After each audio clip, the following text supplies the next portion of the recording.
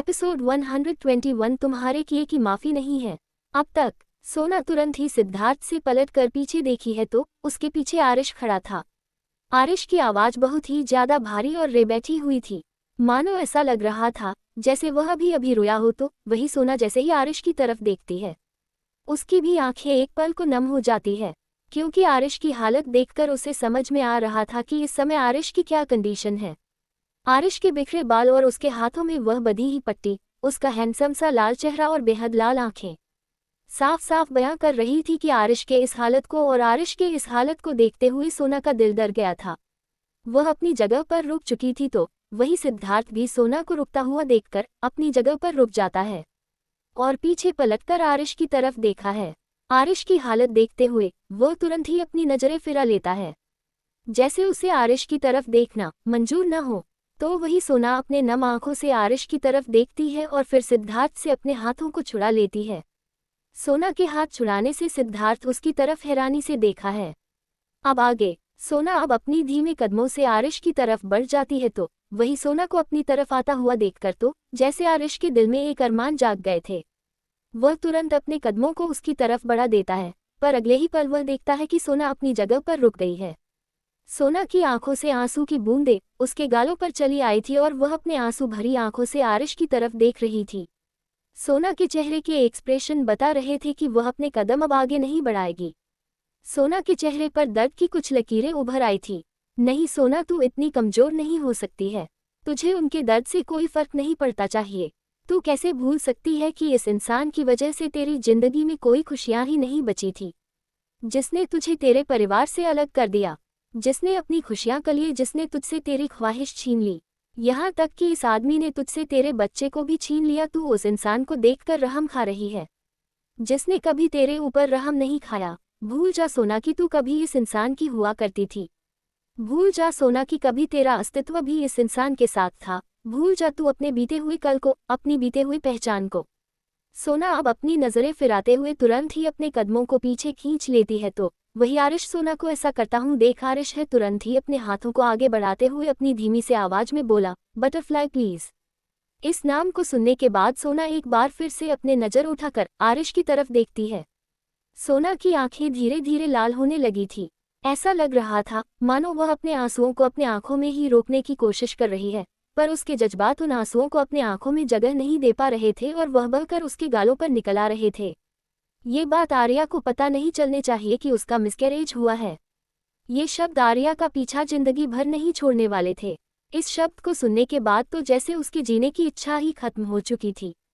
इन चंद शब्दों में उसे इस कदर तोड़ दिया था जितना कि इन 3 सालों की शादी ने उसे नहीं तोड़ा था। इन चंद शब्दों ने तो उसके सांस तक थामने को चुके थे और इसकी वजह था सिर्फ और सिर्फ उसके सामने खड़ा इंसान। नहीं आरिश, इस बार नहीं, मैं तुम्हारे जिंदगी में अब दोबारा लौटकर कभी नहीं आऊंगी और ना ही तुम्हें कभी उसे गलती के लिए माफ करूंगी। माफ कर भी देती अगर सिर्फ बात यहाँ मेरी होती, पर तुम्हारी एक गलती की वजह से मैंने अपना सब कुछ खो दिया। मैंने अपना बच्चा खो दिया सिर्फ और सिर्फ तुम्हारी वजह से, और इस गलती के लिए मैं तुम्हें मरते दम तक माफ नहीं करूंगी। सोना अपने ही मन में रहते हुए अपने कदमों को पीछे खींचती है और फिर वह तुरंत ही पलटकर सिद्धार्थ के पास आकर उसके हाथों को पकड़ लेते हैं और फिर तेजी से सिद्धार्थ के साथ वह कॉटेज से बाहर निकल जाती है तो वही आरिश थका सा बस उसे देखे ही जाता है और सोना को एक बार फिर से खुद से दूर जाता हुआ देखकर उसके आंखों से आंसू अपना रास्ता बनाकर बाहर निकलते हैं। किसी को भी यह बात नजर नहीं आई। राघव और आर्यन इस बात को अच्छी तरह से समझ पा रहे थे। भले ही आर्यन को पूरा सच नहीं पता था, पर जिस तरह से आरिश रिएक्ट कर रहा था, जिस तरह से सोना उससे दूर भाग रही थी और जिस तरह से सिद्धार्थ खामोश था, आर्यन कहीं ना कहीं इतना तो समझ गया था कि जरूर बात यहाँ आरिश और सोना के बीच की ही है। तभी सिद्धार्थ खामोश रहने पर मजबूर हो जा रहा है और जितना सीधा बात यहाँ पर दिखाया जा रहा है ये बात इतनी सीधी है नहीं। तो वही मिस्टर जायसवाल और श्रीमती जायसवाल सिद्धार्थ और सोना को जाता हुआ देखकर थोड़े से उदास हो जाते हैं तो इधर आरिश तुरंत ही तेज कदमों से बाहर निकल जाता है और वह जाते हुए सिद्धार्थ और सोना की तरफ देखते हुए जोर से चीखते हुए बोला, बटरफ्लाई प्लीज रुक जाओ। आरिश की इस बात को सुनकर सोना और सिद्धार्थ दोनों के ही कदम रुक जाते हैं और उन दोनों के रुकते ही वह दोनों बच्चे भी अपने सर को उठाकर सिद्धार्थ की ओर देखते हैं और फिर तुरंत ही पलटकर आरिश की तरफ देखते हैं जो कि तेज कदमों से चलते हुए उन्हीं की तरफ आ रहा था। आज तुरंत ही उनके पास आता है और फिर वह सोना के कंधों से उसे पकड़ते हुए उसकी आंखों में गहराई से देखते हुए बोला, मैं जानता हूँ कि मैं तुम्हें याद हूँ, मैं जानता हूँ कि तुम्हारा बिता हुआ कल तुम्हारे जहन में आज भी है। फिर क्यों तुम मुझे दूर कर रही हो? क्यों तुम मुझे पहचाने से इनकार कर रही हो? वाइफी, प्लीज ना, तुम्हारा ये रवैया मुझे तड़पा रहा है। मैं नहीं जी पाऊंगा तुम्हारे बिना। प्लीज वाइफी, एक बार कह दो, बस एक बार कह दो कि हाँ मैं तुम्हें याद हूँ। मैं जानता हूँ कि मैंने जो कुछ भी किया है वह माफ़ी के काबिल नहीं है, पर एक मौका तो तुम मुझे दे सकती हो ना। वाइफी, मैं तुमसे वादा करता हूँ कि मैं तुम्हारी इन आंखों में कभी आंसू नहीं आने दूंगा। मैं वादा करता हूँ कि मैं पूरी कोशिश करूंगा तुम्हारे उन जख्मों को भरने की, तुम जो बोलोगी मैं वह सब करूंगा। तुम्हारी हर सजा मुझे मंजूर है। प्लीज मेरे साथ ऐसा मत करो। ऐसा मत दिखाओ कि तुम मुझे जानते नहीं हो। ऐसा मत बिहेव करो कि मैं तुम्हारी जिंदगी में एडजस्ट ही नहीं करता। सोना आरिश की बातें चुपचाप खामोशी से सुन रही थी। वह एकदम से आरिश के हाथों को झांकते हुए अपने कदम पीछे लेते हैं और फिर वह सिद्धार्थ के हाथों को पकड़ते हुए उसकी तरफ देखते हुए बोली, यह आप क्या कह रहे हैं? मैं भला आपकी वाइफ कब से हो गई? मैं सोना सिद्धार्थ सिंघानिया हूँ। आप इस तरह से बहकी बहकी बातें क्यों कर रहे हैं? क्या आपको कुछ हुआ है? क्या आपकी तबीयत खराब है? सोना बहुत ही शांति से आरिश की तरफ देखते हुए अपनी प्यारी सी आवाज में आरिश से कहती है। इस समय सोना को देखकर कोई नहीं कह सकता था कि सोना की याददाश्त वापस आ चुकी है, तो वही एक पल को आरिश भी हैरान रह गया था, क्योंकि सोना के कहने के अंदाज से और सोना के देखने के अंदाज से उसे लग ही नहीं रहा था कि यह उसकी सोना है और उसे सब कुछ याद आ चुका है, बल्कि वह तो पहले की तरह ही नादान और मासूम लग रही थी। तो वही सिद्धार्थ भी खामोशी से बस सोना को देखे जा रहा था। इस समय सिद्धार्थ के दिल और दिमाग में भी बहुत सारे सवाल थे, जिसका जवाब सिर्फ और सिर्फ सोना के पास था। पर वह ये भी जानता था कि अगर वह सीधा सीधा सोना से पूछेगा तो शायद सोना उससे डर जाए और किसी भी सवालों का जवाब ना दे। इसलिए उसने खुद को शांत रखना ही बेहतर समझा। सिद्धार्थ सोना को उसके कंधे से पकड़ते हुए अपने करीब करता है और फिर आरिश की तरफ देखते हुए बोला, मिस्टर आरिश, मुझे लगता है कि आपकी तबीयत ठीक नहीं है। आप प्लीज जाकर रेस्ट कीजिए, क्योंकि मेरी वाइफ की भी तबीयत खराब है और मुझे इसके ट्रीटमेंट के लिए इसे जल्द से जल्द लेकर हॉस्पिटल जाना है ताकि मैं इसका ट्रीटमेंट करवा सकूं। क्योंकि मैं नहीं चाहता कि मेरी एक गलती की वजह से मेरी वाइफ को सफ़र करना पड़े और चोट काफ़ी ज़्यादा गहरी है, तो एक बार डॉक्टर से कंसल्ट करना भी ज़रूरी है। इसलिए आप प्लीज़ जाए, थोड़ी देर रेस्ट कीजिए। आई होप कि रेस्ट करने के बाद आपको ठीक महसूस हो। इतना कहने के बाद सिद्धार्थ सोना को लेकर तुरंत ही आगे बढ़ जाता है। तो वही पंखुड़ी और आदिश, जो कि कब से आरिश को ही देखे जा रहा था। आरिश की आंखों में आंसू देखते हुए पंखुड़ी के भी छोटे छोटे आंखों में आंसू भर चुके थे और वह गहरी नीली आंखों से आरिश की तरफ देखते हुए धीरे धीरे सुबक रही थी। तो वहीं आदिश की आंखों में भी बहुत से इमोशन नजर आ रहे थे। वह नहीं जानता था कि आरिश को इस तरह से देखकर वह ऐसा क्यों महसूस कर रहा है, पर उस छोटे से बच्चे को बेचैनी महसूस हो रही थी। ना जाने क्यों उसे ऐसा लग रहा था जैसे उसका कोई अपना उससे दूर जा रहा हो। उसके पापा ने जो अभी अभी कहा था, उसके बाद आदिश तुरंत ही अपने चेहरे को घूम लेता है और आगे बढ़कर पंखुड़ी के छोटे से हाथों को पकड़ता है। उसे लेकर वह आगे बढ़ जाता है। तो इधर आरिश बस सोना को जाता हुआ देखता रह जाता है। अभी जो कुछ भी हुआ था उस पर यकीन उसे हो नहीं रहा था। उसका दिल कह रहा था कि अभी जो कुछ भी हुआ है वह बस दिखावे था, क्योंकि सोना की आंखों में दिख रहा था वह दर्द जो आरिश को देखते हुए उसे हमेशा महसूस होता था। सोना की आंखों में दिख रही थी वह नफरत जो वह आरिश से करने लगी थी। तो भला आरिश इस बात से कैसे इनकार कर देता कि वह उसकी आर्या नहीं है? भले चाहे सोना 1000 बार कह दे कि वह उसकी आर्या नहीं है, पर आरिश का दिल कह रहा था कि वह उसकी ही है। सिद्धार्थ और सोना जा चुके थे। तो इधर आरिश तुरंत ही तेज कदमों से कॉटेज में आता है और फिर वह सीधा अपने रूम में चला जाता है। वही राघव की कॉटेज में ही उसका इंतजार कर रहा था। वह आरिश को हड़बड़ी में अपने रूम में जाता हुआ देखकर उसके पीछे पीछे वह भी चला जाता है। कमरे के अंदर जाकर देखता है कि आरिश अपनी पैकिंग कर रहा है। आरिश को पैकिंग करता हुआ देखकर वह गहरी सांस लेते हुए उसकी तरफ देखते हुए सवाल करता है, अब तुम इतनी सुबह सुबह कहाँ जा रहे हो?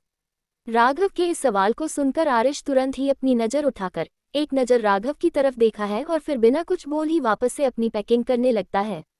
अपने सारे सामान को पैक करने के बाद वह तुरंत ही तेज कदमों से अपने कमरे से बाहर निकल जाता है। तो वही राघव उसे इस तरह से जाता हुआ देखकर उसके पीछे पीछे चल देता है। राघव उसके पीछे पीछे अपने तेज कदमों से चलते हुए उसकी तरफ देखते हुए एक बार फिर से सवाल करता है, आरिश, मैं पूछ रहा हूँ कि तू इतनी सुबह सुबह कहाँ जा रहा है? हम तो शाम को मिस्टर जायसवाल के साथ जाने वाले थे, फिर तू अचानक से कहाँ जा रहा है? राघव के सवाल को सुनने के बाद आरिश के कदम रुक जाते हैं और वह तुरंत पलट कर राघव की तरफ देखते हैं और फिर अपनी गहरी आवाज में बोला, सच ढूंढने माँ पूछे तो माँ से कहना कि मैं शाम तक आऊंगा, क्योंकि मैं अभी घर नहीं जा रहा। इतना कहकर आरिश सीधा वहां से निकल जाता है तो वही राघव उसे बस हैरानी से उसे देखता रह जाता है। 1 घंटे बाद एक बड़ी सी हवेली, जिसके दूर दूर तक घरों का कोई नामो निशान नहीं था।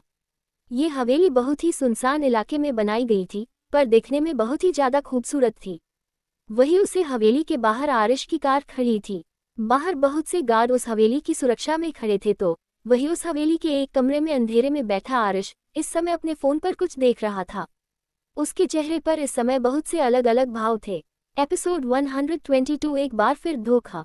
वही राघव उसे इस तरह से जाता हुआ देखकर उसके पीछे पीछे चल देता है। राघव उसके पीछे पीछे अपने तेज कदमों से चलते हुए उसकी तरफ देखते हुए एक बार फिर से सवाल करता है, आरिश, मैं पूछ रहा हूँ कि तू इतनी सुबह सुबह कहाँ जा रहा है? हम तो शाम को मिस्टर जायसवाल के साथ जाने वाले थे, फिर तू अचानक से कहाँ जा रहा है? राघव के सवाल को सुनने के बाद आरिश के कदम रुक जाते हैं और वह तुरंत पलट कर राघव की तरफ देखते हैं और फिर अपनी गहरी आवाज में बोला, सच ढूंढने माँ पूछे तो माँ से कहना कि मैं शाम तक आऊंगा, क्योंकि मैं अभी घर नहीं जा रहा। इतना कहकर आरिश सीधा वहां से निकल जाता है तो वही राघव उसे बस हैरानी से उसे देखता रह जाता है। 1 घंटे बाद एक बड़ी सी हवेली, जिसके दूर दूर तक घरों का कोई नामो निशान नहीं था। ये हवेली बहुत ही सुनसान इलाके में बनाई गई थी, पर दिखने में बहुत ही ज्यादा खूबसूरत थी। वही उसे हवेली के बाहर आरिश की कार खड़ी थी। बाहर बहुत से गार्ड उस हवेली की सुरक्षा में खड़े थे तो वही उस हवेली के एक कमरे में अंधेरे में बैठा आरिश इस समय अपने फोन पर कुछ देख रहा था। उसके चेहरे पर इस समय बहुत से अलग अलग भाव थे। अब आगे आरिश इस समय अपने फोन में कुछ पढ़ रहा था और वह जैसे जैसे उसे पढ़ता जा रहा था वैसे वैसे उसके चेहरे के एक्सप्रेशन बदलते जा रहे थे। तभी उसकी नज़र एक जगह पर आकर रुक जाते हैं और उस जगह को देखते ही उसके चेहरे पर खुशी नजर आने लगी थी और एक दर्द भी। वह धीरे से अपना हाथ बढ़ाकर उसे जगह को टच करता है। वह अपनी आंखें इस वक्त कसकर बंद कर लेता है। सिर्फ सोना का सच ही नहीं, बल्कि बहुत से ऐसे राज भी छुपे हुए थे जो उसे अब तक नहीं पता थे और वह आज भी उन राजों से अनजान था। पर अब वक्त आ गया था कि वह उन राज का सच जान जाए। अगर आरिश यहाँ पहले आता तो ये डिटेल्स पहले लग गए होती। शायद आज सोना उसके पास होते, चाहे मर्जी से या फिर चाहे मजबूरी से, क्योंकि सोना की कमजोरी उसे डिटेल में साफ साफ सही देख रही थी। और इसके चेहरे पर एक दर्द भरी मुस्कुराहट लिए वह खुद से ही बोला, एक बार फिर से मेरे हाथों तुम्हारी कमजोरी ही लगी है। बटरफ्लाई, क्यों ये जिंदगी ऐसा कर रही है हमारे साथ कि जब भी मैं तुम्हारे पास आने की कोशिश करता हूँ तो हमेशा मुझे तुम्हारी उन कमजोरी का फायदा उठाना पड़ता है। क्यों तुम अपने मर्जी से मेरे पास नहीं आना चाहती? क्यों तुम्हारी इतनी सारी कमजोरी है? हमेशा तुम्हारे कमजोरी मेरी ताकत बन जाते हैं। इस पाप के लिए मुझे एक बार फिर से माफ कर देना। बट आई प्रॉमिस, इससे मैं तुम्हें कभी दुख नहीं पहुंचगा। हाँ, मैं तुम्हारी इस कमजोरी का फायदा जरूर उठाऊंगा, पर मैं ये भी मेक श्योर कर लूंगा कि इससे तुम्हें दुख ना हो और ना ही तुम्हें इस सच का कभी पता चले। I am sorry butterfly. तुम्हें जितनी कोशिश करनी है तुम कर लो बटरफ्लाई, पर मुझे सबूत मिल चुका है कि तुम मेरी हो और मैं तुम्हें किसी के साथ शेयर नहीं कर सकता। फिर चाहे उसमें तुम्हारी खुशी हो या तुम्हारी मर्जी, तुम इतनी महान हो सकते हो कि तुम अपने प्यार को किसी और को दे दो, पर मैं इतना महान नहीं हूं कि मैं तुम्हें किसी और को दे दूं। अगर किसी ने तुम्हें अपना बनाने के बारे में सोचा भी तो मैं उसकी जान ले लूंगा। तुम तैयार रहो बटरफ्लाई, मैं आ रहा हूँ। दूसरी तरफ हॉस्पिटल। सोना इस समय एक वार्ड के बेड पर बैठी हुई थी तो वही उसके सिद्धार्थ बाहर बैठा हुआ फ्रूट्स की कटिंग कर रहा था। वही दोनों बच्चे इस समय सोफे पर बैठे हुए थे। सोना कभी सिद्धार्थ को देखते तो कभी वह नजरें फिर कर बाहर देखने लगती। इस समय सोना को बहुत ज्यादा बेचैनी हो रही थी। उसे ऐसा लग रहा था जैसे कुछ तो है जो बहुत बड़ा होने वाला है, पर सोना अपनी इस बेचैनी के कारण सिद्धार्थ को बता भी नहीं सकती थी। वही सिद्धार्थ जो फ्रूट्स कटिंग करने में लगा हुआ था, वह बार बार सोना को अपने सिर को इधर उधर घूमता हुआ देखकर सोना की तरफ देखता है और फिर अपना हाथ बढ़ाकर सोना के गालों पर रखते हुए उसके चेहरे को अपनी तरफ घूमता है और उसकी आंखों में देखते हुए बोला, क्या बात है? क्या कुछ हुआ है? क्या कोई बात है जो तुम्हें परेशान कर रही है? तुम मुझे इतनी ज्यादा बेचैन क्यों नजर आ रही हो? कुछ हुआ है तो मुझे बताओ। मैं हूं ना, तुम्हें इतना ज्यादा स्ट्रेस लेने की जरूरत नहीं है। सब ठीक है, रिलैक्स। सिद्धार्थ सोना को समझाते हुए कहता है, पर सोना का दिल शांत होने को तैयार ही नहीं हो रहा था। उसकी धड़कनें बढ़ रही थी और एक अजीब सी बेचैनी उसे हो रही थी। वह नहीं जानती थी कि इस बेचैनी की वजह क्या है, पर यह बेचैनी उसे घुटन महसूस करवा रही थी। रात का समय। अपने हाथों में रोज बुके लिए हुए एक आदमी हॉस्पिटल के अंदर चला आ रहा था। उसके चेहरे के एक्सप्रेशन बिल्कुल ना के बराबर बैठे हैं तो उसके गहरी आंखें इस समय सामने की तरफ टिकी हुई थी।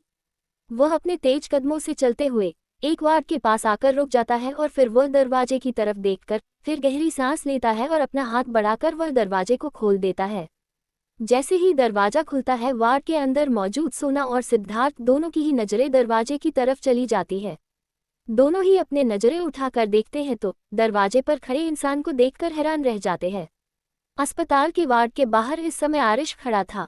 आरिश के हाथों में फूलों का बुके था और वह अपने चेहरे पर एक मुस्कुराहट लिए हुए अंदर सोना और सिद्धार्थ को देखे जा रहा था। तो वहीं आरिश को यहाँ अस्पताल में देखकर दोनों ही हैरान थे, खास करके सोना।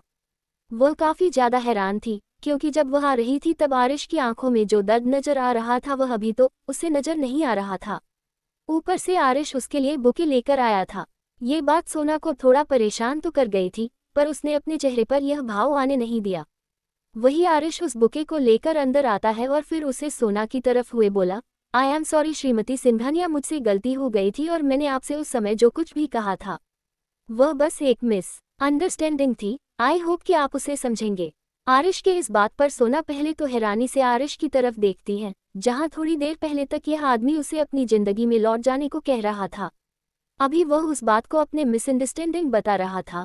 सोना कुछ भी नहीं कहती और अपना हाथ बढ़ाकर वो आरिश से उस बुके को ले लेते हैं और फिर से सिद्धार्थ के हाथों में दे देती हैं। तभी सिद्धार्थ खामोशी से आरिश और कभी सोना को देख रहा था। उसे खुद भी समझ नहीं आ रहा था कि आरिश ऐसा बिहेव क्यों कर रहा है। पर आरिश अब सोना और सिद्धार्थ के पास से हटते हुए बच्चों की तरफ देखा है जो कि सोफे पर बैठे हुए थे। आरिश अपने कदम अब बच्चों की तरह बढ़ा देता है और सोफे के पास आकर खड़ा होता है और फिर वह अपने पॉकेट से दो बड़े बड़े चॉकलेट के पैकेट निकलते हुए उन दोनों की तरफ बढ़ा देता है। तो वही पंखुड़ी जो कि किसी की भी हाथ से कुछ भी लेने से पहले सिद्धार्थ की तरफ देखकर सिद्धार्थ की परमिशन लिया करती थी। आरिश के चॉकलेट देने से वह तुरंत अपने छोटे छोटे हाथों को बढ़ाकर उस चॉकलेट को पकड़ लेती है और फिर उसके लेते ही तो आरिश के चेहरे पर एक मुस्कुराहट आ जाती है। वह आदिश की तरफ देखा है जो कि शांत नज़र से अभी भी उसे देख रहा था। उसने अब तक उसके हाथ से चॉकलेट नहीं लिया था। ये देखकर सिद्धार्थ आदिश के सामने अपने घुटनों के बल बैठता है और फिर वह उसके सामने उस चॉकलेट के पैकेट को करते हुए बोला, क्या तुम चॉकलेट नहीं खाते हो? आरिश के ऐसे पूछने पर आदिश पहले तो गहरी नज़रों से आरिश को देखता है और फिर वह अपने सर को हाँ में हिला देता है, जिसे देखने के बाद आरिश मुस्कुराता है और फिर उसे चॉकलेट उसके हाथों में देते हुए बोला, तो बच्चे इसे लेने में क्या है, अब तुम दोनों आराम से चॉकलेट एंजॉय करो। इतना कहकर आरिश आदिश को अपने गले से लगा लेता है। तो वही पंखुड़ी जो कि अपनी बड़ी बड़ी नीली आंखों से टुकुर टुकुर आरिश को ही देखे जा रही थी, वह उसे इस तरह से अपने भाई को हक करता हुआ देखकर अपना मुंह बना लेता है और फिर वह तुरंत उसे चॉकलेट को साइड में रखकर खड़ी होती है और आरिश के पास पहुंच जाती है। पंखुड़ी आरिश के पास आकर उसके गालों को पकड़कर अपने छोटे छोटे हाथों से खींचना शुरू कर देती है। तो वही आरिश तुरंत ही अपनी नज़र घूमर नीचे देखा है तो पंखुड़ी उसके सामने खड़ी अपनी बड़ी बड़ी आंखों से उसे ही घूर कर देख रही थी।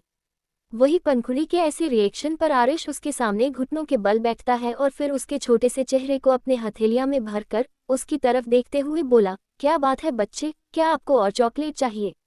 आरिश के ऐसे पूछने पर पंखुड़ी तुरंत अपने सर को ना में हिला देती है और फिर अपने छोटे छोटे हाथों को आगे बढ़ा देते, जिसे देखकर आरिश के चेहरे पर एक बड़ी सी मुस्कुराहट आ जाती है। वह तुरंत पंखुड़ी को अपने सीने से लगा लेता है और फिर उसके माथे पर किस करते हुए वह बोला, ओह तो मेरी बच्ची को हक करना था। बारिश के इस बात पर पंखुड़ी कोई जवाब नहीं देते, उल्टा वह अपनी बाहों को और भी कसकर आरिश के गले में लपेट देता है। तो वही आरिश उसके पीठ को सहला रहा था कि तभी पंखुड़ी एकदम से अपना सर उठाकर आरिश की तरफ देखने लगती है। उसके चेहरे पर दर्द भरी लकीरें उभर कर दिख रही थी। पंखुड़ी को इस तरह से देखकर आरिश है उसके छोटे से चेहरे को अपने हथेलियों में भरता और फिर बहुत ही प्यार से उससे बोला, क्या हुआ बच्चे, क्या कुछ हुआ है? आरिश के ऐसे पूछने पर पंखुड़ी तुरंत ही अपने सर को हाँ में दिला देते और फिर अपने एक हाथ को वह अपने सर के पास ले जाते हुए बोली, मुझे यहाँ चींटी ने काटा। पंखुड़ी की बात सुनकर उस वार्ड में मौजूद सिद्धार्थ, सोना और आरिश तीनों हैरानी से पंखुड़ी को देख रहे थे।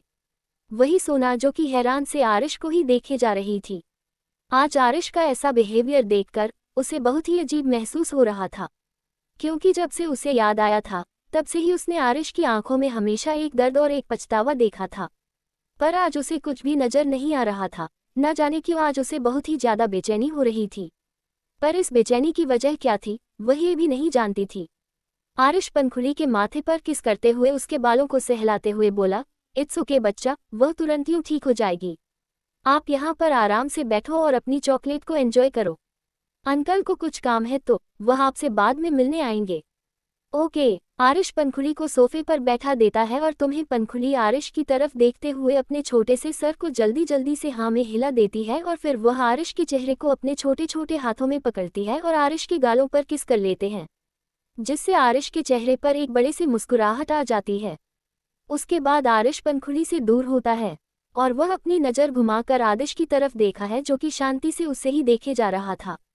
आदिश को इस तरह देखकर आरिश आगे बढ़ता है और फिर वह आपका हाथ बढ़ाकर आदिश के सर पर फेराते हुए बोला, तुम्हें अभी से इतना ज़्यादा सीरियस रहने की ज़रूरत नहीं है। इतनी छोटी सी उम्र में बच्चे खेलते कूदते हैं, एंजॉय करते हैं, पर तुम्हें देखकर ऐसा लगता है ना जान तुम्हें कितने कामों ने अपने नीचे दबा रखा हो। आपने यह चिंता छोड़ो और आराम से अपने ज़िंदगी को एंजॉय करो। अब मैं चलता हूँ। आदिश से बात करने के बाद आरिश वार्ड के बाहर चला जाता है। उसने वार्ड के अंदर आने के बाद जो सिद्धार्थ और सोना से थोड़ी बहुत बात की थी उसके बाद उसने एक बार भी उन दोनों की तरफ देखा तक नहीं था। बच्चों से बात करने के बाद आरिश वहां से बाहर निकलता है और उसके चेहरे पर एक अजीब सा इमोशन आ जाते हैं। वह तुरंत अपने हाथों में देखता है तो उसके हाथों में कुछ बाल नजर आ रहे थे। वह उन बालों की तरफ देखकर एक गहरी सांस लेता है और सीधा तेज कदमों से वहां से निकल जाता है। वही उसके जाने के बाद सोना और सिद्धार्थ एक दूसरे की तरफ देख रहे थे, क्योंकि उन्होंने आरिश का ये बिहेवियर समझ में नहीं आया था। अभी वह दोनों में से कोई कुछ बोलता कि तभी एक डॉक्टर वार्ड के अंदर आता है। उसे इस समय सोना को उसके इंजेक्शन देने थे जो वह दिन में 3 बार सोना को दे रहा था, तो वही डॉक्टर को देखकर सोना का चेहरा फिर से रोने जैसा हो जाता है।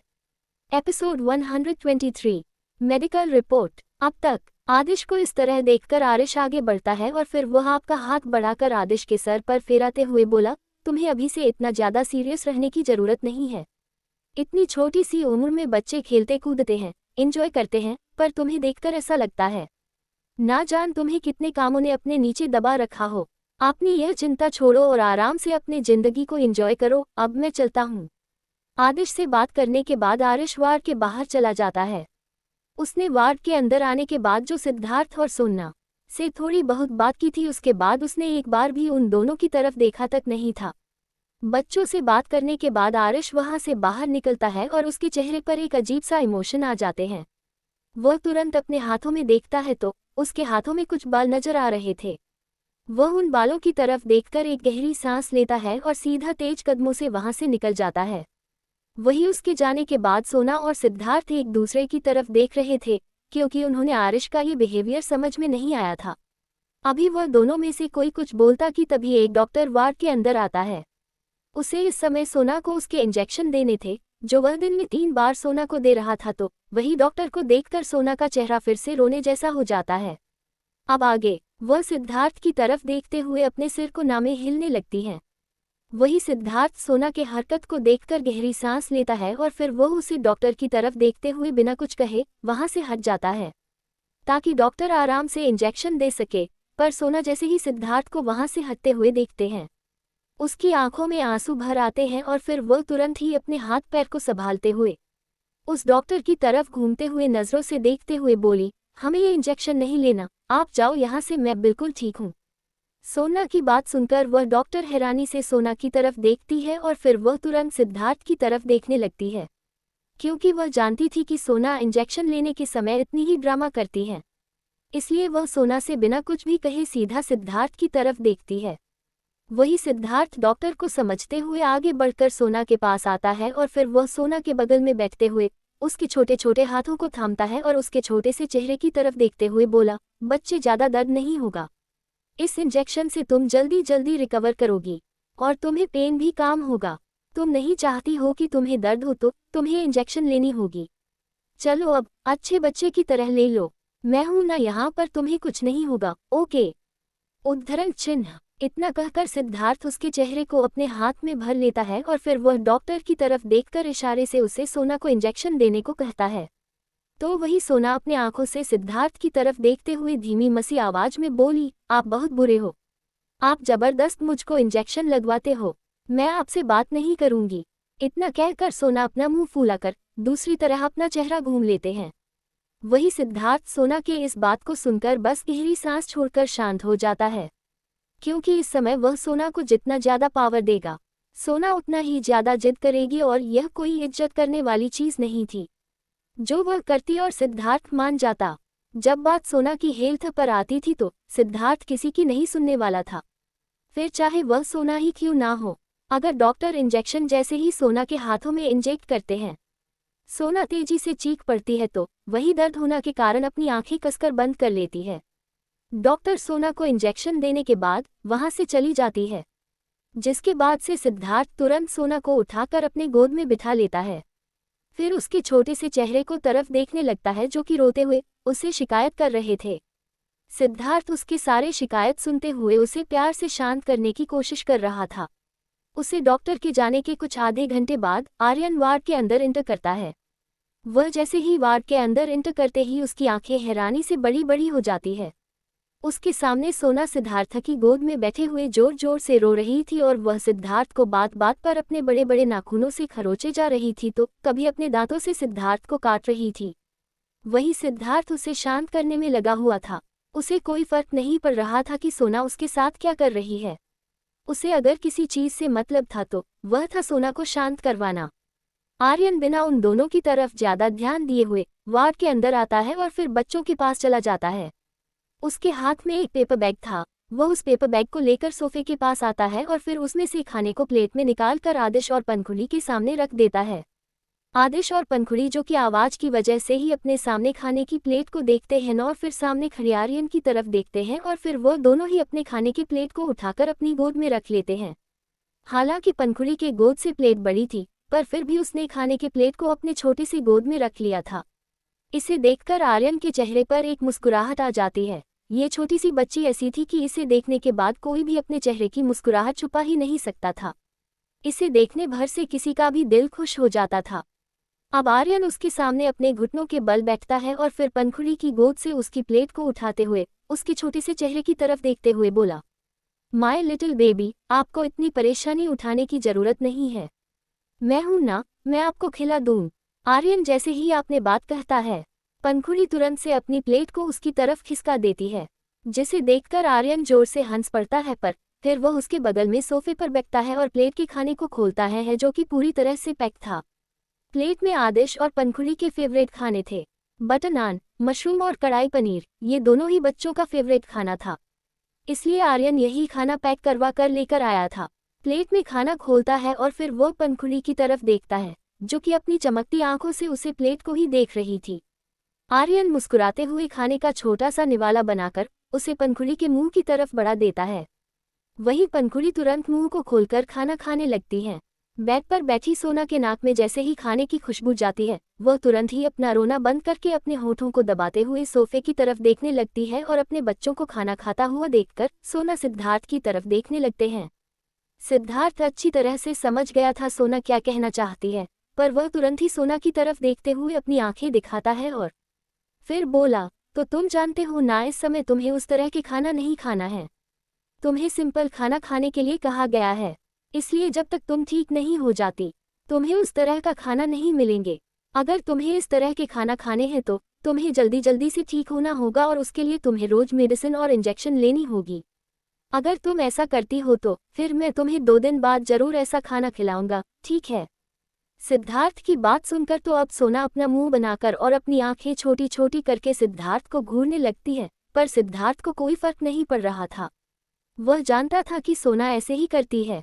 इधर आरिश, जो कि बहुत ही तेजी से हॉस्पिटल से बाहर निकाला था, वह अस्पताल से बाहर निकालने के बाद सीधा अपने कार में आता है, जहां पर राघव पहले से ही मौजूद था।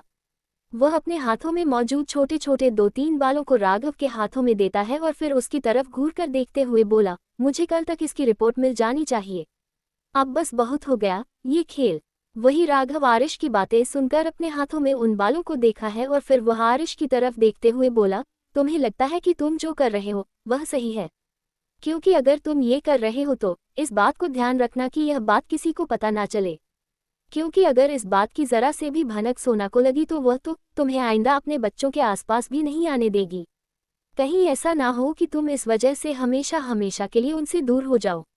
राघव की बातें जैसे ही आरिश के कानों में जाती है, वह अपने साफ नजरों से सामने की तरफ देखते हुए बोला, मैं जानता हूं कि मैं रिस्क ले रहा हूं, पर मेरे पास इसके अलावा और कोई रास्ता भी नहीं है।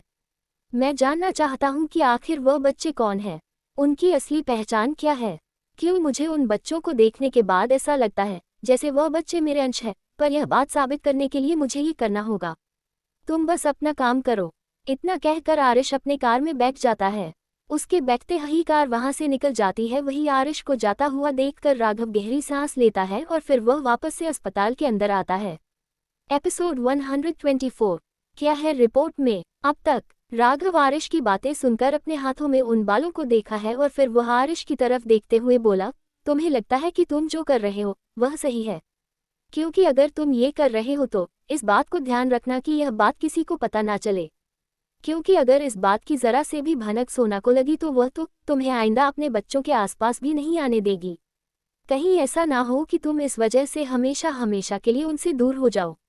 राघव की बातें जैसे ही आरिश के कानों में जाती है, वह अपने साफ नजरों से सामने की तरफ देखते हुए बोला, मैं जानता हूं कि मैं रिस्क ले रहा हूं, पर मेरे पास इसके अलावा और कोई रास्ता भी नहीं है। मैं जानना चाहता हूं कि आखिर वह बच्चे कौन हैं, उनकी असली पहचान क्या है। क्यों मुझे उन बच्चों को देखने के बाद ऐसा लगता है जैसे वह बच्चे मेरे अंश हैं, पर यह बात साबित करने के लिए मुझे ये करना होगा। तुम बस अपना काम करो। इतना कहकर आरिश अपने कार में बैठ जाता है। उसके बैठते ही कार वहां से निकल जाती है। वही आरिश को जाता हुआ देखकर राघव गहरी सांस लेता है और फिर वह वापस से अस्पताल के अंदर आता है। अब आगे अस्पताल के अंदर आने के बाद वह सीधा एक केबिन में जाता है, जहां पर एक डॉक्टर होता है। राघव अपनी नजरों से उसकी तरफ देखते हुए अपने हाथों से उसे बालों को उसकी तरफ बढ़ाते हुए बोला, कल तक इसकी मेडिकल रिपोर्ट मेरे हाथों में आ जानी चाहिए और रिपोर्ट में किसी भी तरह का कोई बदलाव करने की कोशिश मत करना। इतना कहकर राघव सीधा वहां से निकल जाता है। तो वहीं पर डॉक्टर हैरानी भरी नजरों से राघव को जाता हुआ देखता है और फिर गहरी सांस लेकर वह उन छोटे छोटे बालों की तरफ देखा है और फिर उसे लेकर वह सीधा टेस्टिंग रूम की तरफ बढ़ जाता है। इधर आरिश की कार पैलेस के सामने आकर रुकती है। आरिश अपनी कार से बाहर आता है और फिर वह सीधा अपने कदम घर के अंदर बढ़ा देता है। हालांकि आरिश यहाँ आना नहीं चाहता था। आरिश कुछ समय वह अकेले में बिताना चाहता था, पर वह ये भी जानता था अगर वह पैलेस जाएगा तो उसकी मम्मी और भी ज्यादा नाराज हो जाएगी और वह अपनी माँ को और ज्यादा नाराज नहीं करना चाहता था, जिसकी वजह से उसे यहाँ आना पड़ा था। कार से बाहर निकालकर जैसे ही हॉल में आता है, उसकी नजरें हॉल में ही बैठे नूर जी और अपने पापा पर चली जाती है। उन दोनों की तरफ देखते हुए आरिश के चेहरे पर छोटी सी मुस्कुराहट आ जाती है और वह आगे बढ़कर उन दोनों के पास आता है और वह तुरंत अपने माँ को अपने गले से लगा लेता है। तो वही नूर आरिश को देखकर मुस्कुराते हुए बोली, आरिश तुम इतनी रात में, सब ठीक तो है ना, कहीं कोई दिक्कत तो नहीं है। अपनी माँ की बात सुनकर आरिश उन्हें अपने सीने से लगाते हुए उनके बालों पर किस कहते हुए बोला, माँ रिलैक्स, सब ठीक है। आरिश के कहने के बाद नूर जी के चेहरे पर एक मुस्कान जाती है। तो वही रेयान जी चुपचाप आरिश को देखे जा रहे थे। आरिश इसके चेहरे पर भले ही इस समय मुस्कुराहट है, पर उसकी आंखों के जज्बात अलग थे। उसकी आंखों में कुछ और ही नजर आ रहा था, जो रेयान जी साफ साफ देख पा रहे थे। वह गहरी सांस लेकर आरिश की तरफ देखते हैं और फिर वह अपनी जगह से उठाते हुए बोले, चलो पहले डिनर कर लो, उसके बाद जाकर तुम आराम करो, क्योंकि तुम भी काफी ज्यादा थक गए होंगे।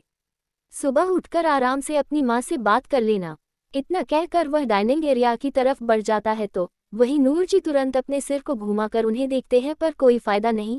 वह भी उठकर आरिश की तरफ देखते हैं और फिर आरिश के हाथों को पकड़ते हुए बस सीधा डाइनिंग एरिया की तरफ पर जाते हैं। डाइनिंग एरिया में आने के बाद बस अभी अपने चेयर पर बैठे हैं। उनके बैठने के बाद एक मेड जाकर उन सबको डिनर सेट करती है।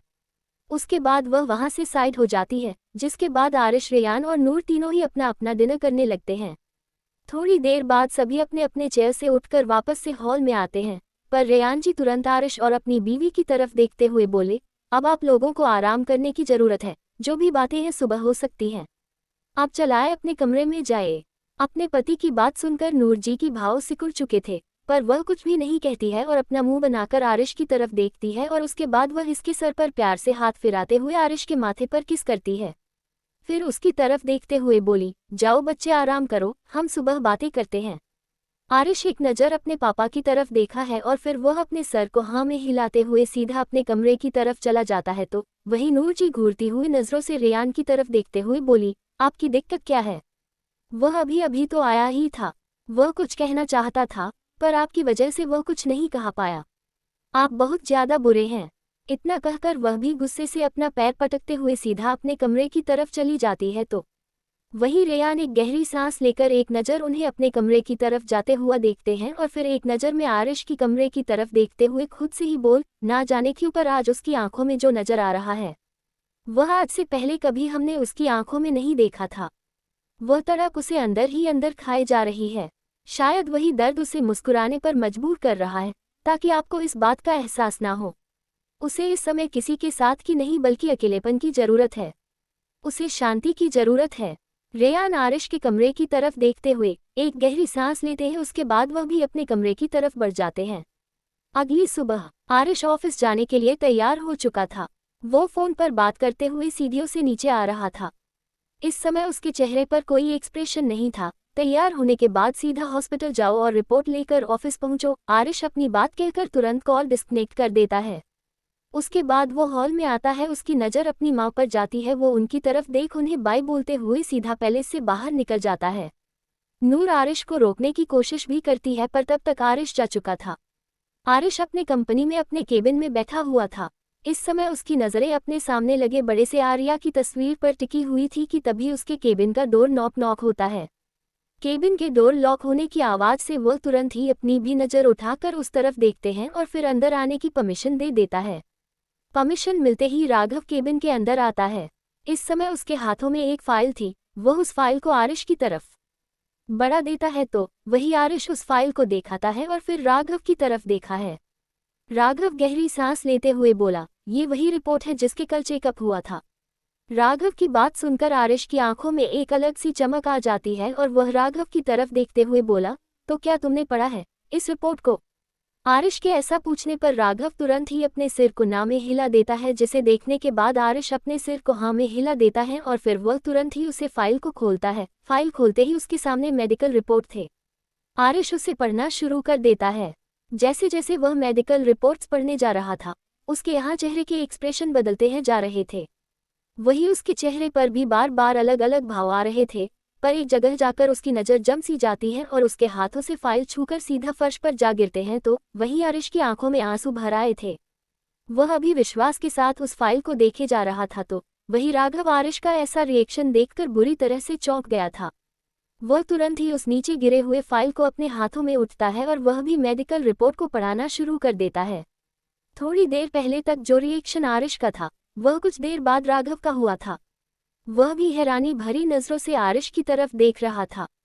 एपिसोड 125 आरिश के अंश। अब तक राघव की बात सुनकर आरिश की आंखों में एक अलग सी चमक आ जाती है और वह राघव की तरफ देखते हुए बोला, तो क्या तुमने पढ़ा है इस रिपोर्ट को? आरिश के ऐसा पूछने पर राघव तुरंत ही अपने सिर को ना में हिला देता है, जिसे देखने के बाद आरिश अपने सिर को हाँ में हिला देता है और फिर वह तुरंत ही उसे फाइल को खोलता है। फाइल खोलते ही उसके सामने मेडिकल रिपोर्ट थे। आरिश उसे पढ़ना शुरू कर देता है। जैसे जैसे वह मेडिकल रिपोर्ट्स पढ़ने जा रहा था, उसके यहाँ चेहरे के एक्सप्रेशन बदलते हैं जा रहे थे। वही उसके चेहरे पर भी बार बार अलग अलग भाव आ रहे थे, पर एक जगह जाकर उसकी नज़र जम सी जाती है और उसके हाथों से फाइल छूकर सीधा फर्श पर जा गिरते हैं तो वहीं आरिश की आंखों में आंसू भर आए थे। वह अभी विश्वास के साथ उस फाइल को देखे जा रहा था तो वही राघव आरिश का ऐसा रिएक्शन देखकर बुरी तरह से चौंक गया था। वह तुरंत ही उस नीचे गिरे हुए फाइल को अपने हाथों में उठता है और वह भी मेडिकल रिपोर्ट को पढ़ाना शुरू कर देता है। थोड़ी देर पहले तक जो रिएक्शन आरिश का था, वह कुछ देर बाद राघव का हुआ था। वह भी हैरानी भरी नज़रों से आरिश की तरफ देख रहा था। अब आगे आरिश और राघव दोनों ही एक दूसरे को ऐसे देख रहे थे मानो उन दोनों ने अपने सामने कोई बम का गोला देख लिया हो कि रिपोर्ट उन दोनों की जिंदगी को पूरी तरह से बदलने की ताकत रख रही थी। जहां आरिश की आंखों में अब धीरे धीरे नमी आने लगी थी तो वहीं राघव के चेहरे पर अब मुस्कुराहट आने लगी थी। ये रिपोर्ट जो आरिश ने चेक करवाई थी, अब उसका रिजल्ट आरिश के सामने था। उस रिपोर्ट में साफ साफ लिखा हुआ था कि सिर्फ आदिश ही नहीं बल्कि पंखुड़ी के भी वह बायोलॉजिकल पिता है। मतलब इस समय सोना के साथ जो दोनों बच्चे थे, उनके अंदर उसका खून दौड़ रहा था। वह दोनों उसके अंश थे। इस बात पर यकीन कर पाना सच में बहुत मुश्किल था, पर यही सच था कि सोना कंसीव कर सकती है, और यहाँ पर सोना ने एक बार नहीं बल्कि दो बार कंसीव किए थे। पर एक सवाल जो राघव के मन और आरिश के दिमाग में उठ चुका था, वह था ऐसा कैसे पॉसिबल हो सकता है, क्योंकि आर्य को बारिश की जिंदगी से गए हुए पूरे 6 साल हो चुके हैं। आदिश का कहा भी जा सकता है कि वह उसका खून हो सकता है, पर वह छोटी सी बच्ची जो कि सिर्फ अभी 2 साल की है, वह आरिश का खून कैसे हो सकती है। राघव तुरंत ही हैरानी भरी नजरों से आरिश की तरफ देखता है, और फिर वह तुरंत ही उसके सामने आते हुए उसके कंधों पर अपने हाथ रखते हुए अपने घूरते हुए नजरों से देखते हुए बोला, क्या तूने डॉक्टर से कहकर रिपोर्ट बदल गई। वह हैरानी भरी नजरों से उसकी तरफ देखते हुए तुरंत उसके हाथों को अपने कंधे से हटाते हुए बोला, कैसी बकवास कर रहा है तू, मैं भला क्यों रिपोर्ट बदलवाऊंगा, मैं तो खुद शॉक्ड हूं कि ऐसा कैसे हो सकता है। तो वही आरिश की बातें सुनकर राघव की आंखें छोटी हो चुकी थी, क्योंकि उसे बिल्कुल भी यकीन नहीं हो रहा था कि आरिश सच कह रहा है, क्योंकि जहां तक वह जानता था कोई भी ऐसी तकनीक नहीं है जिससे 4 सालों बाद आर्य एक बार फिर से कंसीव कर पाए, और वह भी उसे इंसान के बच्चे को, जिस इंसान को पता तक नहीं है कि उसकी बीवी आज भी इस दुनिया में है। तो वही आरिश एक बार फिर से उसे रिपोर्ट को उठाकर उसे एक बार फिर से पढ़ना शुरू कर देता है, पर एक बार और पढ़ने के बाद फिर उसे वही रिजल्ट मिलता है जो कि पहली बार में मिला था। रिपोर्ट साफ साफ बता रहे थे कि आदिश और पंखुड़ी दोनों ही उसके बच्चे हैं। आरिश तुरंत इस रिपोर्ट को बंद करके अपने टेबल पर रख देता है, और फिर वह अपना फोन उठाकर सीधा अपने केबिन से निकल जाता है। इस समय उसके आंखों में आंसू और चेहरे पर एक स्माइल थी, तो वही राघव उसे जाता हुआ देखकर तुरंत उसे रोकने की कोशिश करते हुए बोला, तू कहाँ जा रहा है। तो वहीं आरिश पीछे पलटकर राघव की तरफ देखता है और फिर अपने चेहरे पर एक मुस्कुराहट लिए हुए बोला, मैं वहीं जा रहा हूँ जहाँ पर मेरे बच्चे हैं। मैं एक बार फिर से उन्हें देखना चाहता हूँ, वह मेरे बच्चे हैं। राघव, तू सोच सकता है, मैंने कभी उम्मीद नहीं की थी कि मुझे मेरे बच्चों का सच कुछ इस तरह से पता चलेगा, और अब जब मुझे पता चल गया है तो मैं उन्हें अब खुद से दूर नहीं रहने दूंगा। इतना कहकर आरिश केबिन से बाहर चला जाता है, तो वही राघव आरिश की बात सुनकर एकदम से अपनी जगह पर जेम्स आ जाता है, पर अगले ही पल में तुरंत केबिन से भागते हुए और आरिश पीछे जाते हुए बोला, आरिश, तू जल्दीबाजी में बेवकूफ़ी कर रहा है। क्या तू भाभी को हमेशा हमेशा के लिए खोना चाहता है, तो अच्छी तरह से जानता है कि वह तुझे किस कदर नाराज है। वह तुझे अपनी जिंदगी में लाना तक नहीं चाहती है, और तू चाहता है कि अगर तू उनके सामने अपने बच्चों का सच बताया तो वह तुझे अपना लेगी। वह तुझसे और भी ज्यादा नफरत करने लगेगी, क्योंकि तूने बिना उनके परमिशन के उनके बच्चों का डीएनए टेस्ट करवाया है। राघव आरिश के पीछे पीछे आते हुए आरिश से अपनी बातें कह रहा था, तो वही आरिश जैसे ही राघव की पूरी बात सुनता है, वह एकदम से अपनी जगह पर रुक जाता है और फिर पलट कर वह राघव की तरफ देखता है।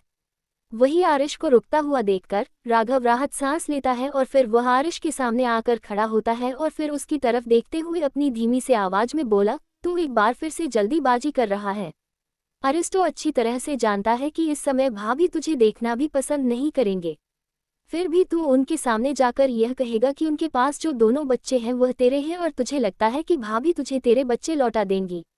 यह मत भूल कि वह बच्चे जितने तेरे हैं उससे कहीं ज्यादा वह भाभी के हैं। तू तो अपने बच्चों से आज भी अनजान था, और उन्होंने पूरे 6 साल अकेले अपने बच्चों के साथ बिताया है, और अगर बच्चों को पता चलेगा कि तू बच्चों को उनकी माँ से अलग करने वाला है, तो तुझे लगता है कि बच्चे तेरे साथ कभी आएंगे।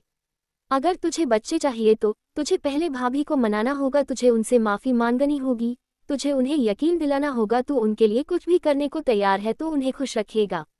राघव की बात सुनकर आरिश बिल्कुल शांत हो जाता है, और फिर वह वापस से अपनी केबिन की तरफ कदम बढ़ा देता है। अपने केबिन में आने के बाद आरिश अपने चेयर पर बैठता है, और फिर वह राघव की तरफ देखते हुए अपने सिर को अपनी उंगलियों से रख करते हुए बोला, तो फिर मैं क्या करूं, कैसे मनाऊं मैं उसे।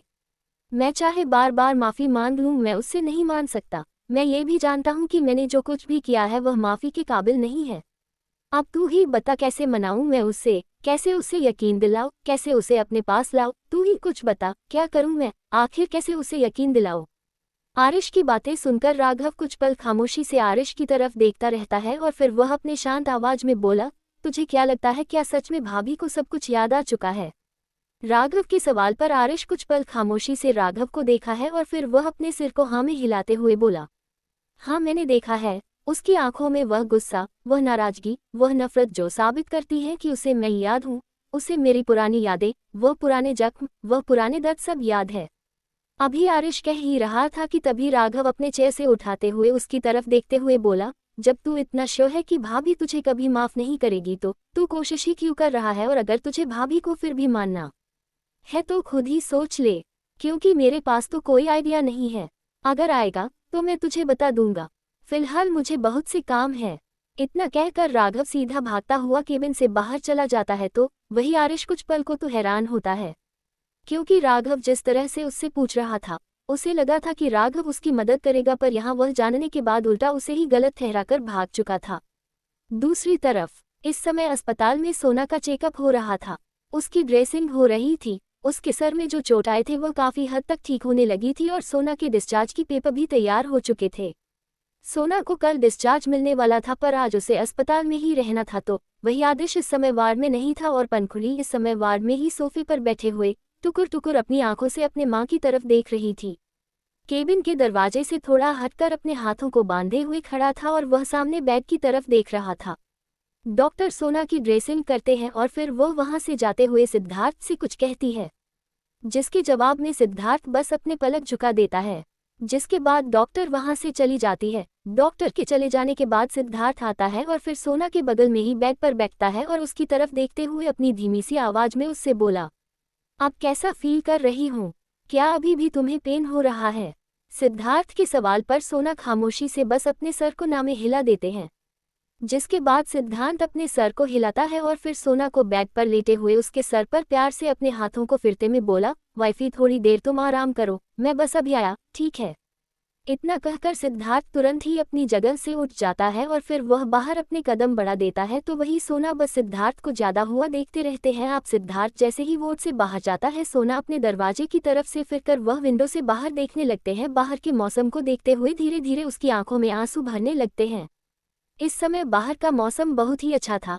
ठंडी ठंडी हवाएं चल रही थी, वही चिड़ियों की आवाज और सूरज की हल्की हल्की रोशनी जो कि वार्ड के अंदर भी आ रही थी। यह नज़ारा सच में देखने में बहुत ही ज्यादा खूबसूरत था, पर यह नज़ारा सोना को उसके ध्यान भर याद से जोड़ रहा था। फ्लैशबैक। सोना को शादी करके इस घर में आए हुए लगभग साल भर हो चले थे, पर आरिश के बिहेवियर में अभी तक कोई सुधार नहीं आया था। उल्टा वह जैसे जैसे दिन बीतने जा रहे थे, आरिश का बिहेवियर उसकी तरफ और भी ज्यादा रूड होता जा रहा था। इस समय आर्य कमरे की विंडो के पास खड़ी थी और वह बाहर के मौसम को देख रहे थे। बहुत ठंडी ठंडी हवाएं चल रही थी और मौसम भी ठंडा करने लगा था। वही हल्की हल्की रोशनी विंडो से होते हुए उसके चेहरे पर पड़ रही थी। बाहर से चर्चा हाथ की आवाज कमरे के अंदर आ रहे थे। बीच से सुनते हुए आर्य के चेहरे पर एक सुकून भरे मुस्कुराहट है कि तभी एक जोरदार आवाज के साथ दरवाजा खुलता है। इतनी जोर से खुलने की आवाज सुनकर भैया बेहद ज्यादा डर जाती है और वह तुरंत पलट के देखते हैं तो सामने आरिश करना था और वह गुस्से से भरी नजरों से घूरते हुए उसकी तरफ से देख रहा था।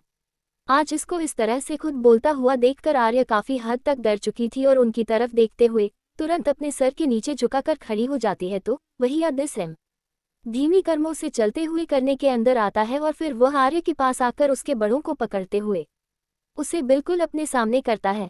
एलएलपीपी उसके चेहरे की तरह देखते हुए गुस्से में मेरी आवाज में बोला, क्या बात है, लगता है तुम्हें बुलाने के लिए मुझे अलग से इनविटेशन कार्ड भेजना होगा। क्या थोड़े टाइम बता सकती हो कि यह क्या टाइम हो रहा है? आवाज भले ही गुस्से भरी थी पर वो काफी शांति से कह रहा था, पर यह शांति भी अशांति फैलाने के लिए काफी थी। आर्य तुरंत से अपने डरती हुई नजरें नीचे कर रही थी।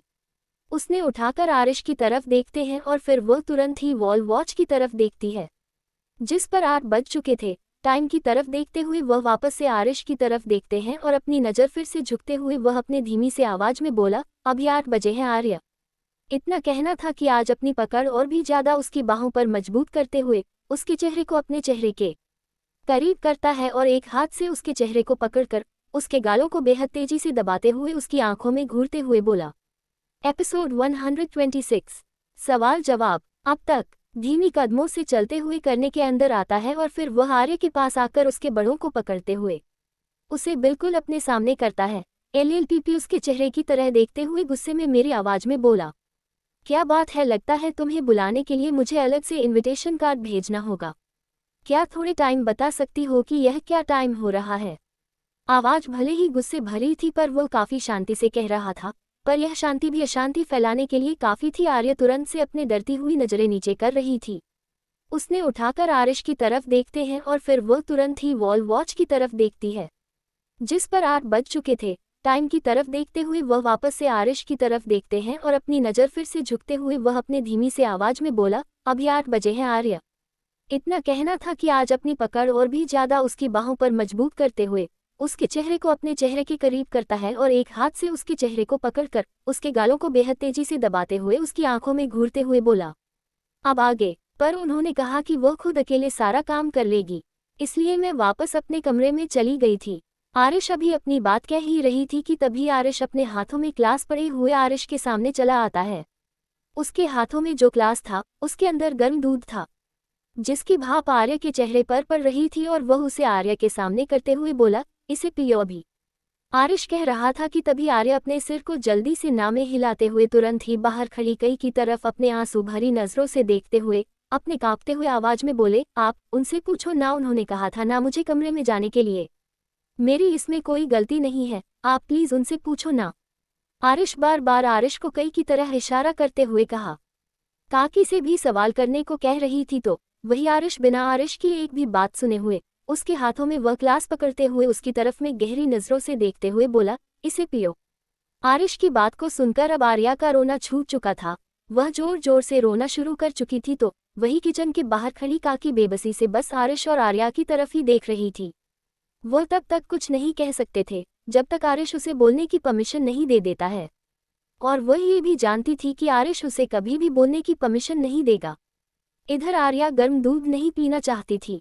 वह तुरंत ही उस दूध को नीचे फर्श पर फेंक देती है और खुद आरिश के एकदम नजदीक जाते हुए आरिश की बाजू को पकड़ते हुए उसकी तरफ अपने आंसू भरी आंखों से देखते हुए अपने सिर को नामे हिलाते हुए अपनी रोती हुई आवाज में बोले, मेरी गलती नहीं है, प्लीज आप यकीन करो, एक बार उनसे पूछो ना, उन्होंने कहा था मुझे कमरे में जाने के लिए, इसलिए मैं कमरे में गई थी। आर्या के इस हरकत पर आरिश के भंवरे तन चुकी थी और वह अभी भी आर्या की तरफ अपने गुस्से भरी नजरों से देख रहा था। तो वही इस बार आरिश को ये सब बर्दाश्त नहीं होता है। काका ये सब देखते हुए तुरंत ही आगे बढ़कर और आर्या की तरफ देखते हुए अपने सिर को झुकते हुए अपनी धीमी सी आवाज में बोला, आरिश बाबा, आर्या बच्चे सही कह रहे हैं, हमने ही उन्हें कमरे में जाने के लिए कहा था। स्क्रीन पर गुस्सा मत कीजिए। काकी के बीच में बोलने की वजह से आरिश अपनी घूरती हुई नजरों से उनकी तरफ देखा है और फिर वह बिना कुछ भी कहे आर्या की बाजू को पकड़ता है और उसे सीधा खींचते हुए अपने कमरे की ओर ले जाने लगता है। तो वहीं आर्या अभी भी जोरों से रोते हुए आरिश की तरफ देखते हुए उसके पीछे पीछे शांति से खींची चली जा रही थी।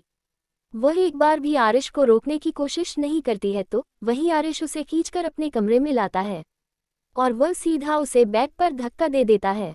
आर्या खुद को संभालते हुए बेड पर बैठने वाली थी, उससे पहले ही वह खुद को आरिश के नीचे दबा हुआ पाती है तो वही आरिश उसके चेहरे को मजबूती से पकड़ते हुए उसके गालों को भी बेरहमी से दबाते हुए उसकी गहरी आंखों में देखते हुए बोला, मैंने कितनी बार कहा है जब तक मैं न कहूं तुम्हें वह काम नहीं करना है जो मुझे पसंद नहीं है। अब गलती की है तो सजा तो भुगतनी ही होंगे। आरिश अपनी बात कहने के बाद एक पल नहीं रुकता है और वह आर्या के ऊपर भी बेरहमी से टूट पड़ता है। Flashback over. सोना तुरंत ही अपने नजरे बिंदु की तरफ से फिराती है। इससे आगे याद करना मतलब उन पुराने जख्मों को फिर से कुरेदना। सोना अभी अपनी गहरी शांत नजरों से सीलिंग की तरफ देखने लगती है। उसकी आंखों में आंसू भरे हुए थे पर उसके मुंह से एक शब्द भी नहीं निकल रहा था। वही सोफे पर बैठे पंखुड़ी जो कि शांति से सोना की तरफ ही देखे जा रही थी, वह अब धीरे धीरे सोफे से उतरती है और फिर अपने छोटे छोटे पैरों से चलते हुए बस सोफे के पास चले आते हैं।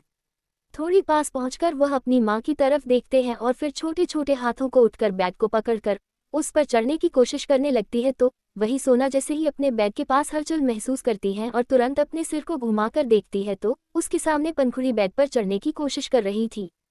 पंखुड़ी को बेड पर चढ़ने की कोशिश करता हुआ देखकर सोना तुरंत उठकर बेड पर बैठ जाती है और फिर वह धीरे से अपना हाथ बढ़ाकर पंखुड़ी को बेड पर ले लेती है और उसे अपने गोद में बैठाते हुए उसके छोटे से चेहरे की तरह देखते हुए अपनी शांत सी आवाज में पंखुड़ी से बोला, क्या हुआ बच्चा, क्या मेरे बच्चे को भूख लगी है? क्या कुछ खाना है तुम्हें?